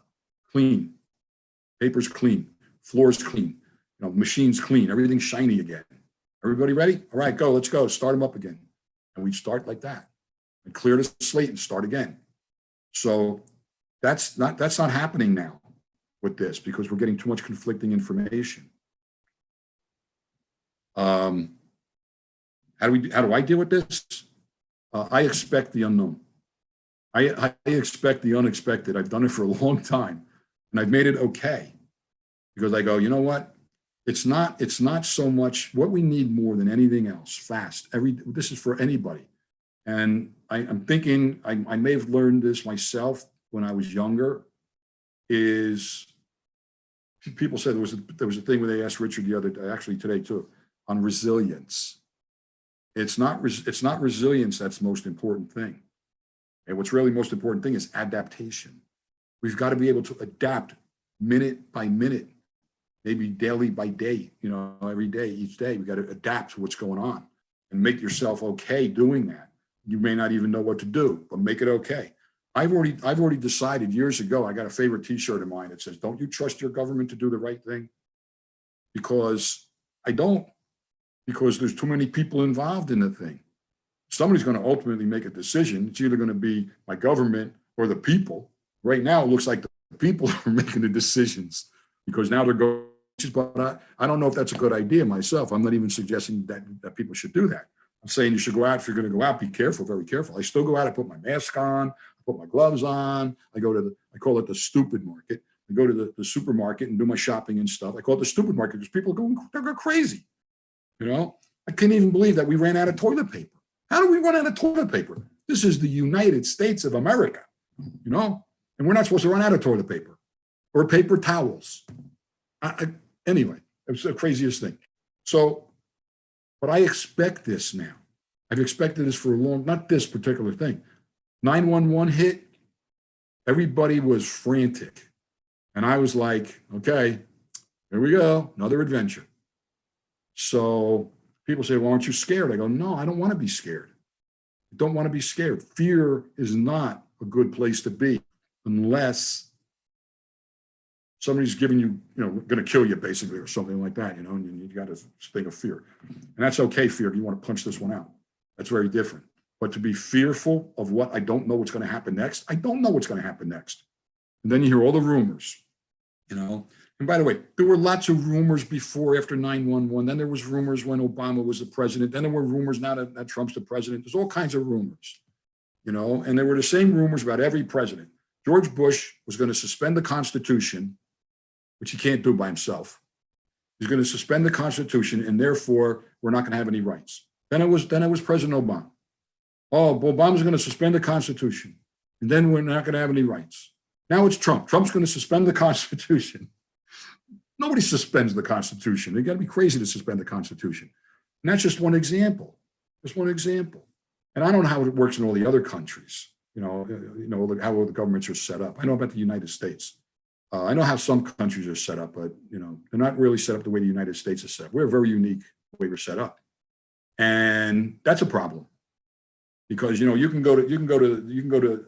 I live in New Jersey here, and so you can drive in New Jersey, and you can easily break a driving law. And I can go to Florida, and it's okay to do that same thing I broke the law for in New Jersey. So New Jersey, I can get a ticket, and in Florida, it's okay because there's different laws in different states. And we want to keep track of this coronavirus thing, and everybody's got their own opinions. Oh my gosh. And then they start blaming this. This is why people, my thing is it's probably a lot easier. Okay. Don't even think about, don't let the fear. It's not a good neurochemistry thing. It's not a good neurotransmitter thing to be developing those neurochemicals that have you fear or go into negative states. They're not very resourceful. Not very resourceful. When I was young, and I guess I was in the Boy Scouts, I was in the Cub Scouts, Boy Scouts. They took us in the woods. They took us to, we slept over and did camping stuff and that. We learned how to cook on the fire. We had to make the fire ourselves, and we weren't going to eat. We had to catch our own fish, and all these things. Had to learn how to get water and make sure it was safe to drink if you were taking it out of a well or something, whatever. And so I guess in my own mind, I was always thinking to kind of be prepared, but I never knew what to be prepared for. Now it makes sense to me. Be prepared for you don't know what's going to happen next. And that's an okay state because I'm okay with it. My wife's okay with it. My son, he's going to be a father in a few months. And he has no idea what the future holds for his child who's going to be born. He has no idea, but you know what? Being okay. He's doing okay. I just spoke with him before we got online. Okay. Thank you. So it's, yeah. Yeah. Yeah. You want to add something about this? What's that? I'm good. Okay, good. So expect the unexpected. Yeah, expect the unexpected. I don't know. yeah. It sounds kind of crazy, and be prepared. Yeah, because one question that came on the chat was actually about what is the right strategy to have now. So I think that this is the answer also to that question. Okay, good. If I had a real good answer for it, other than that one, I'd give it to you, but I don't have it. It's expect the unexpected. Yeah. Okay. So Christina from Spain is asking how to create a good hook to make online sales. How to make a good hook, do online sales. My first answer is I'm not a fan of online sales. I'm not a fan of over the phone sales. I also understand that it's possible. And I'm not even saying there's anything wrong with it. It's just not my favorite thing to do. Okay, I prefer face-to-face sales. So I guess if I was going to do online sales, I don't think there is a good hook for every person. That's going to be one problem. You can generalize things. Of course, you probably read all of, you can go out and read any of these blurbs out there. This is the best thing since it's white sliced bread and everything else. But I prefer French bread, by the way. And that's first on my list. That's Italian bread is second. But this white sliced bread thing, here's how wonderful it is. It's the best you ever tasted in your life. Blah blah blah. All this stuff. I don't know that even works. If I had to do online sales, I would first opt for phone call. You can certainly say something in the online marketing, because that's marketing. I guess I should make the distinction. There's a difference between marketing and sales. Marketing gets you interested enough to go to the door. Sales is then you open the door, invite the person in, sit them at your table, feed them what you want to feed them, and find out if they're going to buy what you want them to buy. So most people don't know the difference between marketing and sales. And there's a very big difference between marketing and sales. If I were doing certain marketing, I can get people say, oh, so can you increase my sales? I could probably increase the people knocking on your door. But it's up to you to do the sale, because I can't do the sale for you. But I can help you to create marketing that gets people to be interested in what you're doing. So there's a difference. So that's what I'm saying. So if you do good marketing, then you can probably get a person to give you a call. There's nothing wrong with saying, hey, if you're really excited about this, give me a call. And then it's very easy. I mean, if you're going to do this on a phone, say, and I promise you, just give me a call, we'll talk, or I can call you, give me your number.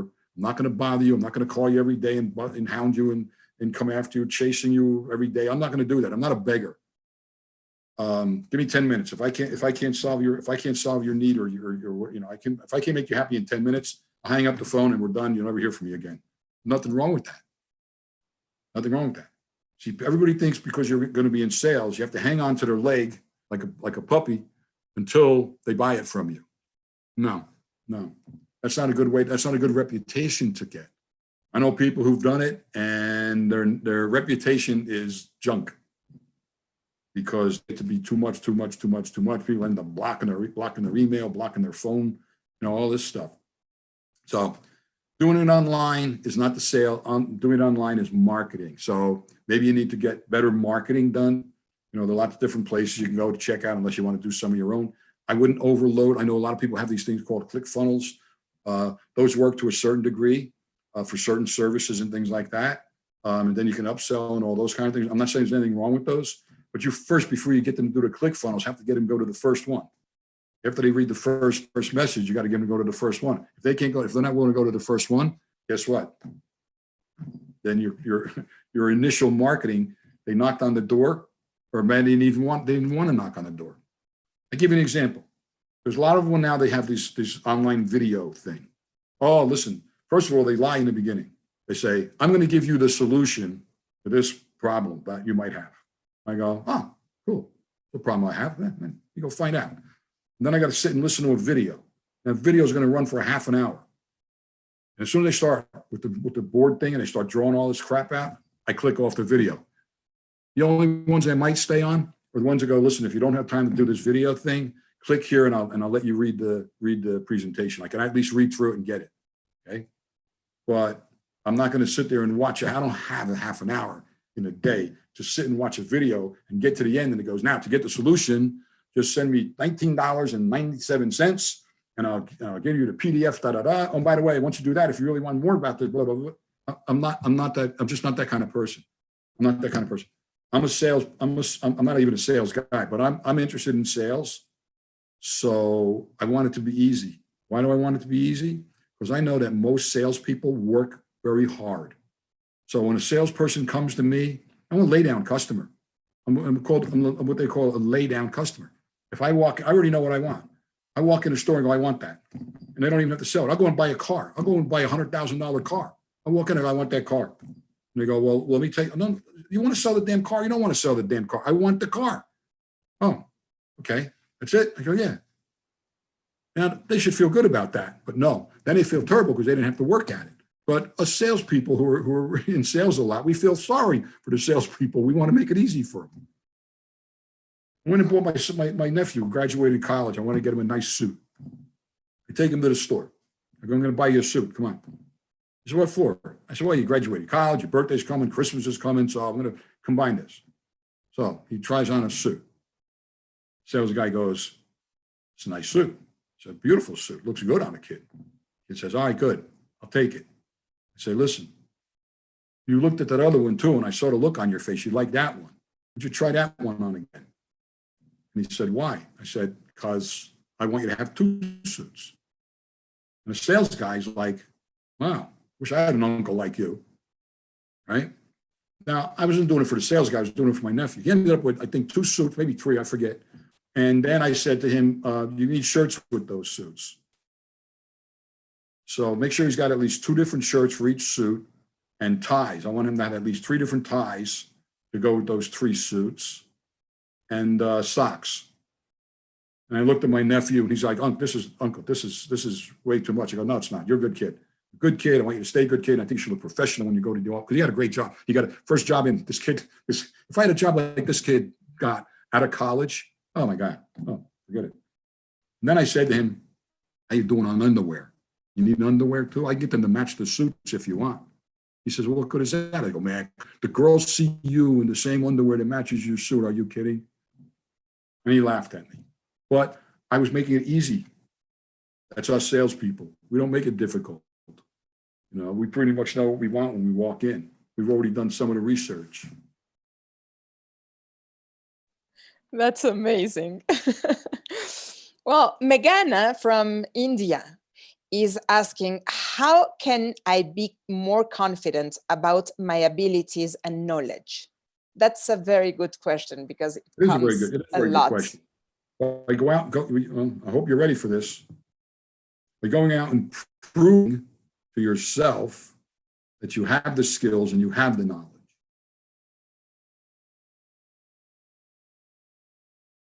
Go out and do what you think you can do so that you know you can do it. Get out of the thinking thing and do the knowing thing.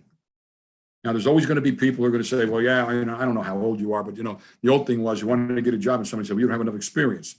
Well, how am I going to get experience? I'm just out of college. I got to get the experience, but I don't have the experience. You want me to have experience, but you won't give me the experience. But you can always get the job. I'm convinced of that. You've got to know how to. You got to get. It's not just enough. I can say to you here. You know what? You've been a time when you've been in a good state of confidence. Do that angry. But that's not necessarily going to transfer into you going out and proving to yourself how much you really know. That's not going to happen. Okay. You have to remember how to anchor yourself every time first, and that's all those things. And I'm not into the confidence. I'm not into the confidence without competence thing. I'm into competence to be confident thing.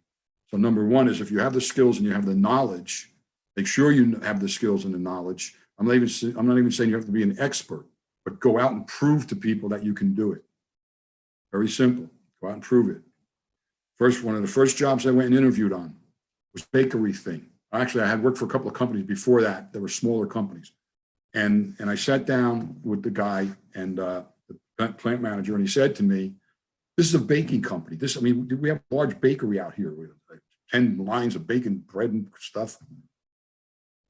You got any baking experience? I go, actually, I do. I bake bread at home. And he said, well, listen, I like your resume. You sound like a nice guy, but baking bread at home is very different than baking bread out there. So why should I hire you not knowing how to bake read what we do. I said, because I don't come here to any preconceived notions. I already understand that. You've hired other guys from other bakeries and they turn things around in your business and they do things differently and mess you up. I can't do that because I don't have any way to do it. You're going to be teaching me the way to make your product. He said, oh, all right. He said, you ever been in a union environment, worked in a union environment? I said, no, I've worked in worse. He said, what do you mean? I said, I had 45 women working for me. Okay. Now I'm not against all the women, but you know what happens if one doesn't get her way and they start talking to the other ones, it's like a union. They weren't unionized, but you know what? It may as well have been, because if I had a problem with one, then they'd all jump in and it was like 45 women against me. So I had to learn to manage them. He said, huh? Wow. How many? I said, 45. I said, okay. He said, no guys? I said, two guys. And they hid. They were hiding. They were always hiding. Because they weren't going to get in problems either with the ladies. Ladies were great, by the way, did a lot of work for me. They liked working for me. They did all that stuff. But man, first time I had a problem with one and I realized this was going to spread around, I said, that's what a union does. So no, you know what? No thanks. I can work in a union because I worked with 45 women. You give me one of your managers who you've already hired that has had to put up with 45 women in one place at the same time. Okay. And I'll put my skills against theirs any day. And he just looked at me and said, huh, yeah. It's all right. I'm done with the interview. So you know what? I'll give you a call this afternoon and let you know my decision, which means he already made one. Because if he was going to say no, he would have told personnel to call me and tell me no. He said, I'll call you this afternoon and let you know what I want to do. Good. Get your skills, man, to prove you can do it. Yeah. Prove you can do it. When it comes to the confidence thing, I'm gonna tell you something else you can do. I never know what the confidence thing or the lack of confidence thing is. But I'm going back to my favorite topic, which is submodalities. For some people who aren't confident, I start to think, I don't have to know what it's about. Whatever it is. See, I'm going to talk about confidence because most people would see me talking to executives, even when I was working in a company. And I was always, I don't want to say friends with them, but I treated them like a peer, like they were my peer. I never thought, well, oh my God, here comes the vice president. People go, oh my God, the president's walking around. I go, great, where is he? Hey, Prez, how you doing, man? That's what I did. And I would still do that. So I realized years ago, and this came out of, I'll throw something else in here as long because it's all submodalities anyway, as I said in the beginning. It's also to do with, let's say, even discrimination. Okay. But the confidence thing first is about this. So if you're not confident, when you think about the situation that you would be in, where you would want to be confident, but you're not, I'm going to guess number one, it's probably got to do around people. I don't know what position they're in. I'm going to assume for the moment that they're above you, and that means the submodalities. So that means whoop, they're up here. They're not your peer. Got that? So I've always treated, I don't care who they were. I've been called disrespectful to executives when I was working in the company, because if an executive would ask me a question, I'd give them a straight off the cuff answer, because that's me. You ask me a question, I'm going to answer it. I'm not even guaranteeing you're going to like the answer, but that's me. And I don't do it to give them a hard time. I give them because they ask me a question and I think they deserve an answer to the question. They don't always like the answer to the question. So I treat them as a peer. So if Natalie asks me a question, I'm going to answer the question to Natalie, right? And I'm going to see Natalie as a peer, because I think of them, all my trainers, Michelle, everyone, I think of them as peers of mine. We're a team. I'm the president of society, big deal. Okay? I don't think I treat any of my trainers like, oh, you're going to do what I tell you to do, damn it. I'm the president of this place and you're going to blah, blah, blah, blah, blah. I don't think so. I have a wife that can do that for me. She does it to me. She goes, now listen, John, you have to really blah, blah, blah. No, she doesn't really do it. So I never took authorities figures ever and did this and put them above me. And I think I learned that basically because this was probably early childhood programming from my parents, mostly my mom. Don't ever let anybody act like they're above you, because you can be better than anybody else, but don't ever try to be better than anybody else just to prove you can. I don't know. I went to Catholic school first for about 8 years, 9 years, right? With the nuns and stuff. And I didn't look at them as, the first one I ever met in the classroom, my first day at kindergarten, was Mother Superior came into the room. Okay. Nice little old nun lady, right? And some of the kids stood up. Most of us kept sitting down. And the nun in the class, not the Mother Superior lady, said, "What's wrong with you children? When the Mother Superior walks into class, you all stand up." First thing I thought in my head, I was 5 years old, was, why? Why should I stand up for this? What does Mother Superior mean? Oh, I know, she must be the head of all the nuns, because she's superior to the nuns. But this was how my brain was working. And I stood up like everybody else because I was like scared. The other nun hollered at us, and she got that ruler in her hand like this. I think they should put the nuns in charge of this virus. They'll get rid of this thing going on. But that's a thing to keep about. Where are the images of what you are not confident? If you think you have the skills and you think you have the knowledge, you believe you have it, you believe you can use it. It's the result. Can you use the skills?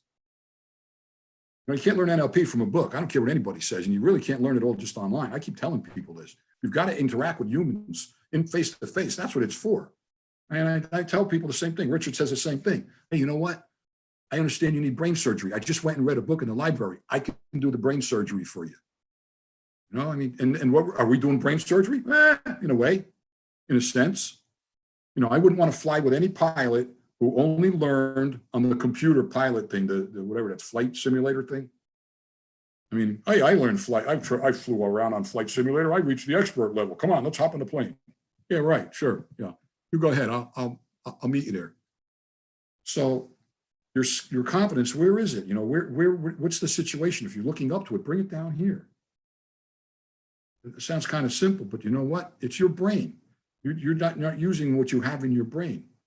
Now, here's the other thing. I mentioned discrimination before. I figured out years ago. I worked with the union. I had 75 union guys working for me. We're talking Teamsters, okay? I got along with the guys great. Now, the guys that were involved in this, and I grew up in a very multicultural neighborhood, a couple of them actually. The guys that worked for me, I had black guys, white guys, yellow guys, green guys, blue guys, purple guys. I had Catholics, I had Muslims, I had Presbyterians, I had atheists. But you know what? Together, along. I talked to them one day. I had a little meeting, not all 70, have an uprising. And I had a few. I noticed this. I said, how do you guys get along? What is it? And they would say, well, we're buddies. We're buddies. And they would gesture like this. We're friends. We've worked together for years. Okay? Important. I thought, some modalities, very simple. They look at they're not worried about the religion. They're not worried about the thing. They don't care if you're a Republican, a Democrat. If they cared if you were a Democrat or Republican, they chide you a little bit, especially if your guy was in office and they go, you voted for that bomb. But they got along. They worked together. They didn't create problems for each other. So the other thing I noticed was a guy I worked with, he was a supervisor, and he had come to me and said he was quite disturbed. He was a black guy, and we were peers. And he said to me, I don't get it. He said, I'm not saying I deserve a promotion, but they keep passing over me. And I said, well, have you spoken to them about it? And he said, sure. And I said, well, what do they say? They go, well, you need a college degree. You don't have a bachelor's degree. Then you need a master's degree. Then you got to have this. Then you got to go do that. He said, I've gone to all these different places. I've done everything they wanted me to do. And I said, who's the they? Who's the they? And he gave me the manager's name. I said, look, I'm not gonna start anything. I just want to know who it is. And I observed this guy a few times, this manager guy that time was going, oh no, you're a good guy, but you got to go learn this and you got to go learn that, which was all bull. You don't learn anything in college that you're going to use on your real job, as far as I can tell, unless you're a scientist. right? I mean, that's as far as I can tell. People ask me, I go, what did you learn in college? I go, I learned how to graduate. You know, my parents wanted to make sure I graduated. I went to college, I graduated, I got an MBA. Why'd you do that? I said, because I had nothing to do. I was in Maryland down there for 4 or 5 years. And I had a chance to go jump into an MBA program. It was in Maryland. And they just started the MBA program. So they were happy to get people in there because I had so many undergrad credits. My MBA, I'm going to make people jealous now. My MBA was all of 15 credits. No, 30 credits. So all I had to do was 30 credits because of all my undergrad business courses. So I took up space. I learned a couple of little things, right? But I'm talking to this guy, and I said to him, I got him to talk about the union guys, is what I did. And I say, hey, you know, I got to work with the union guys. He goes, yeah. And he looks down. And I didn't say, I'm not going thinking, is he doing the auditory internal dialogue? Is he doing a kinesthetic thing? What's going on here? And I said, you know, a lot of those guys are really good guys. He goes, yeah, they probably do a good job. You know, some of them, though, you know, some of those people. As soon as he said those people, I realized what was going on. And when if there were certain people that he would, in his mind, discriminate against, whether he verbalized it or not, he looked down on them. Literally looked down on them. He would have all their pictures of them down here. I thought, holy moly, this is what a discovery this is. So whatever your confidence thing is, man, if you're confident, you know you got the skills and you know you got the knowledge, prove it. Go out and prove it. As we say, you know, put your stuff on the line, man. Go put your stuff on the line and go prove it. Okay, thank you. We have one question from Carla from Costa Rica. Based on your business and company's experience, what would you recommend to increase the employee commitment and satisfaction? Employee commitment? Employee commitment and satisfaction. Okay. Hello, Carla. I know who Carla is. Okay. It's very interesting how to get employee commitment. First of all, they've got to believe in you. Okay. However you get them to do that. I did my thesis, actually, my master's thesis. I did it on something called, long word, but kind of scares people, but that's fun. It was on socio-technical systems design. And what it meant was, because the companies were doing participative management, this was in the 80s, participative management, that's where the employees supposedly would run the business or the place. We tried to do it in one place and it didn't work all that great. We hired some consultants in and whatever. We accidentally, had it installed in another place. That's the place, by the way, where I got it to do the 0 lost time accidents. We did it accidentally, in other words, we didn't do it formally. And then we did it formally in another place, and that place went crazy bonkers, okay? Because when you put the people in charge, that means they get to make the decisions. And then there's minimal management. And then there's no status, you know, nobody's better than anybody else. And minimal managers, there aren't a lot of managers, only maybe 2 or 3 actually. And the plant manager or the head of the building, the place, and he's the only one, he can actually pull veto power. In other words, if they make a crazy decision, he can go, no, we're not doing this. That's a very dangerous thing for them to do. So that meant we had to make sure these people were trained, number one, to make decisions, employees. We had to train them to make the product because this was a brand new place. And we had to make sure the head of the place knew that anytime he pulled veto power, the entire effort of what they were trying to do there would get dropped down at least 10 notches. So we had to teach them skills in order to facilitate good decision making. So the way to get people to buy in, and it's not money. People think it's money. It's not money. I can talk about that tell you how money is not a motivator, actually. So the way to get them to do this, buy in is they have to have input and true consideration if you're going to ask them, what do they think?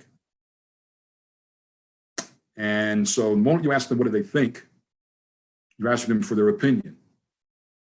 Once they give you their opinion, my question is, what do you do with it? This is a real slippery slope. I'm going to tell you, it's very slope. I've had companies ask me if I could put together and run for them an employee opinion survey. And I say, can I do it? Sure. Will I do it? No. They go, why not? And my first question is, if you want to do an employee opinion survey, you already know something's wrong. You may not know what's wrong, but you know something's wrong, or you wouldn't want to do an opinion survey. They go, what's wrong with an opinion survey? I go, it's very simple. You're going to do this opinion survey, and you're going to ask them all these questions. You're going to hand out the, and they're going to collate all the information. Then what? What are you going to do? They go, well, then we'll know. I go, big deal. They're not going to know what your opinion is of what they told you. They're not going to know if you plan on doing anything about it or not. So if you ask people what they think, just because you want to involve them, but then you're not going to do anything with their opinion, don't waste your time. Run your business. Run your business. You make the decisions and don't involve anybody, and you won't get buy-in unless you're really nice to them. And that's going to be short term. That means until the next person comes along and wants to pay them more money. Because that's what happens. Did an opinion survey once for the company I was working in at the time. That's what the training guy.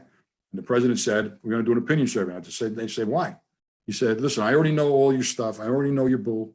I'm going to get back to everybody on the results.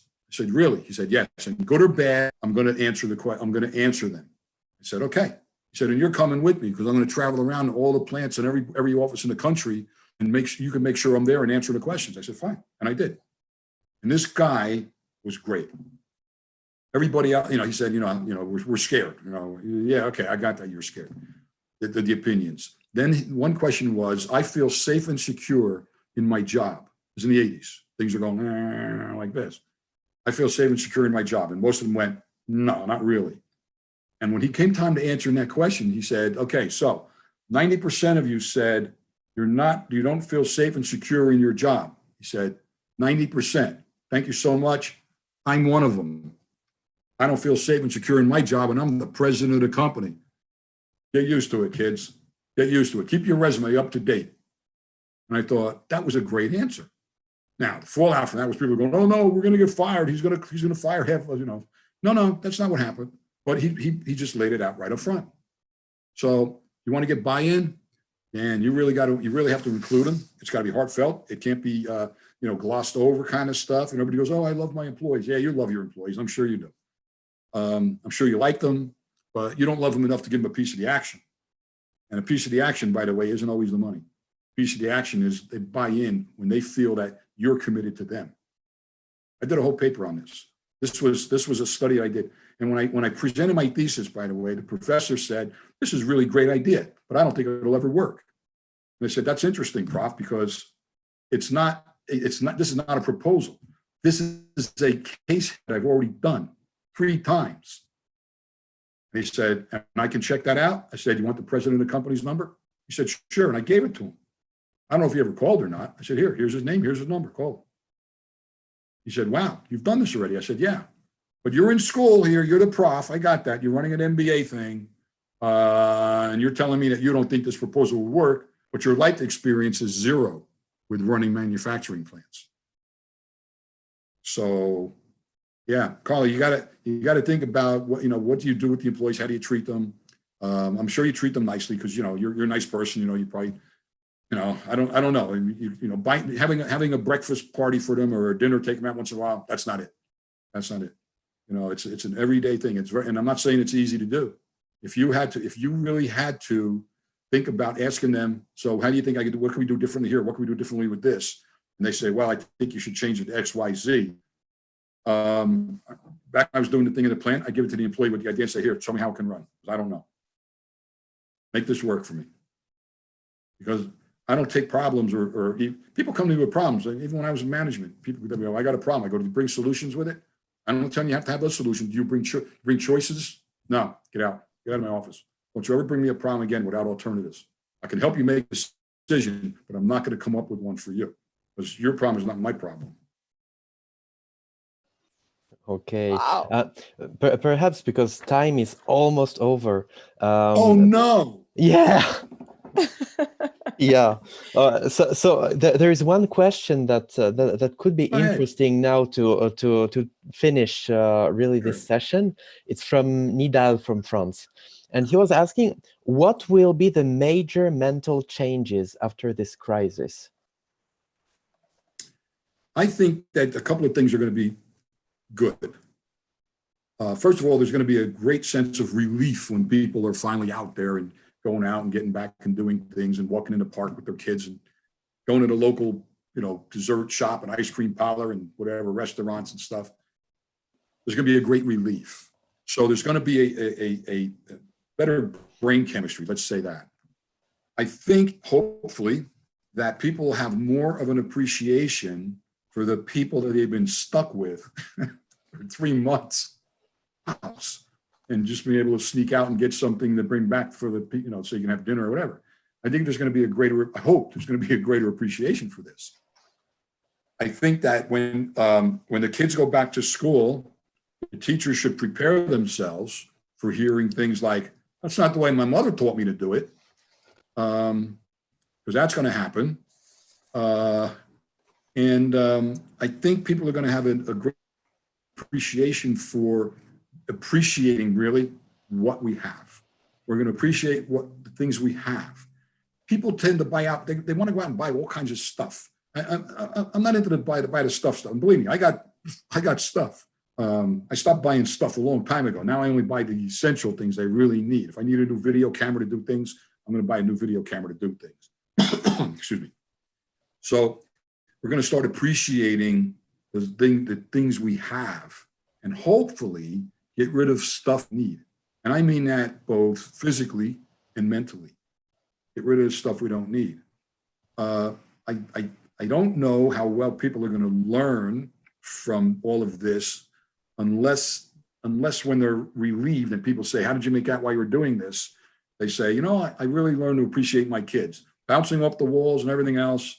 Yeah, a couple of times I wanted to send them to their room, but then I realized they were just kids. And why did I buy a dog at this time? If you already have a dog, by the way, the dog's sitting home going, what are you still doing home? And then the cat's probably sitting there going, I didn't expect them to be here all day long. When are they leaving? When are they going back to work? So I think people are going to have a different level of appreciation. I also hope, and I think some people are going to do this, a lot of people are going to have another appreciation for other people out there. We're doing social distancing, I know there's going to be a certain part of the population that's probably not going to learn very much at all. When I hear somebody hollering at someone else in the supermarket because their mask isn't on right, it's hanging below their nose. Well, that's none of their business, and stay away from the person. I got to tell you one more. I'm in the stupid market one day, right? And we put arrows in the aisle. So you had to go down one way and come back the other way. Now they forget something. There's old people. Now you're going to make them walk twice the distance. So if there's something in this aisle, they got to go down this aisle, go all the way around and come back down this aisle to get that one thing they want. And they're older people. They already got problems with their knees, all this stuff, right? And I got a problem with one knee. So I'm thinking, this is stupid. And I told this to the store manager, and he said, it's a mandate. I go, it's not a mandate. All the stores aren't doing this. Your store's doing this. I'm going down the aisle one day, and I'm going down the right way. So the other guy comes down the wrong way, and this woman berated him. You're going down the aisle the wrong way. Can't you see the arrows? What's the matter with you? Don't you have respect for anybody? And I'm thinking, I feel sorry for her husband. Then I'm going down the wrong way one day because I just got tired of going down the right way. I went down. I hadn't go very far, and this woman's coming down the right way with her cart. And then I saw her back up a little bit. Then she came forward again, and she looked at me. And I thought, I better apologize and say, gee, oh my God, I'm really sorry. I'm coming down the wrong way. And she looks at me and she says, don't worry about it. She says, I am too. I just walking backwards so nobody knows. And I thought, that's adaptation. That's adaptation. I laughed. She winked. She goes, yeah. She goes, you know, you go down the wrong way, just go backwards, because they'll think you missed something and you're still looking for it in the aisle. These are the things I hope happen with people, that they start being nice, you know, about these things. You know, these are tough times. There's no doubt about it. These are tough times. But you know what? There's food out there. There's water out there. Hey, and there's toilet paper out there. So I don't know what the big deal is, you know? And I thought about the same thing. Why is everybody worried about toilet paper? They're really not going to need it because there's no food. Excellent. But all these things, I really do hope. I believe in humans. You know, I do. I believe in humans. I know there's a small percentage of them that, you know, I don't know if there's much that can help them out anyway. I really don't. But I think for most humans, they're gonna come out with some epiphanies and some real learning things, and that could be better for the entire planet. Actually, you know, I'm certainly hoping so. So, excellent. Thank you. Thank you very much, John. Thank you very much. I want to thank you. Precious. That was really precious. There are so many other questions, but we will. I know. I could go for 2 weeks. Yeah, we actually will keep answering the questions, you know, with regular videos. Perhaps sometime we'll do another session with you if you Sure. wish. Yeah, I'll come back. So thank you so much. It was amazing information. Thank you to all of you who watched already the video, all those who are going to watch also the replay, because most of the French-speaking people are waiting for the replay with the translations. So that'll be good. Yeah, so that will be good. Thank you, Natalie. And thank you, Michelle. Thank you. And bye. John. Thank you for everybody for putting up with me. Thank you to every one of you. So don't forget, subscribe to the channel. We'll have a lot of new contents, all content driven. We are not selling things here. It's just about giving you content. Do yourself good. Coming. Yeah, and Richard is coming in a few days, the 25th, so in 9 days. So do yourself good and see you soon. Thank you again.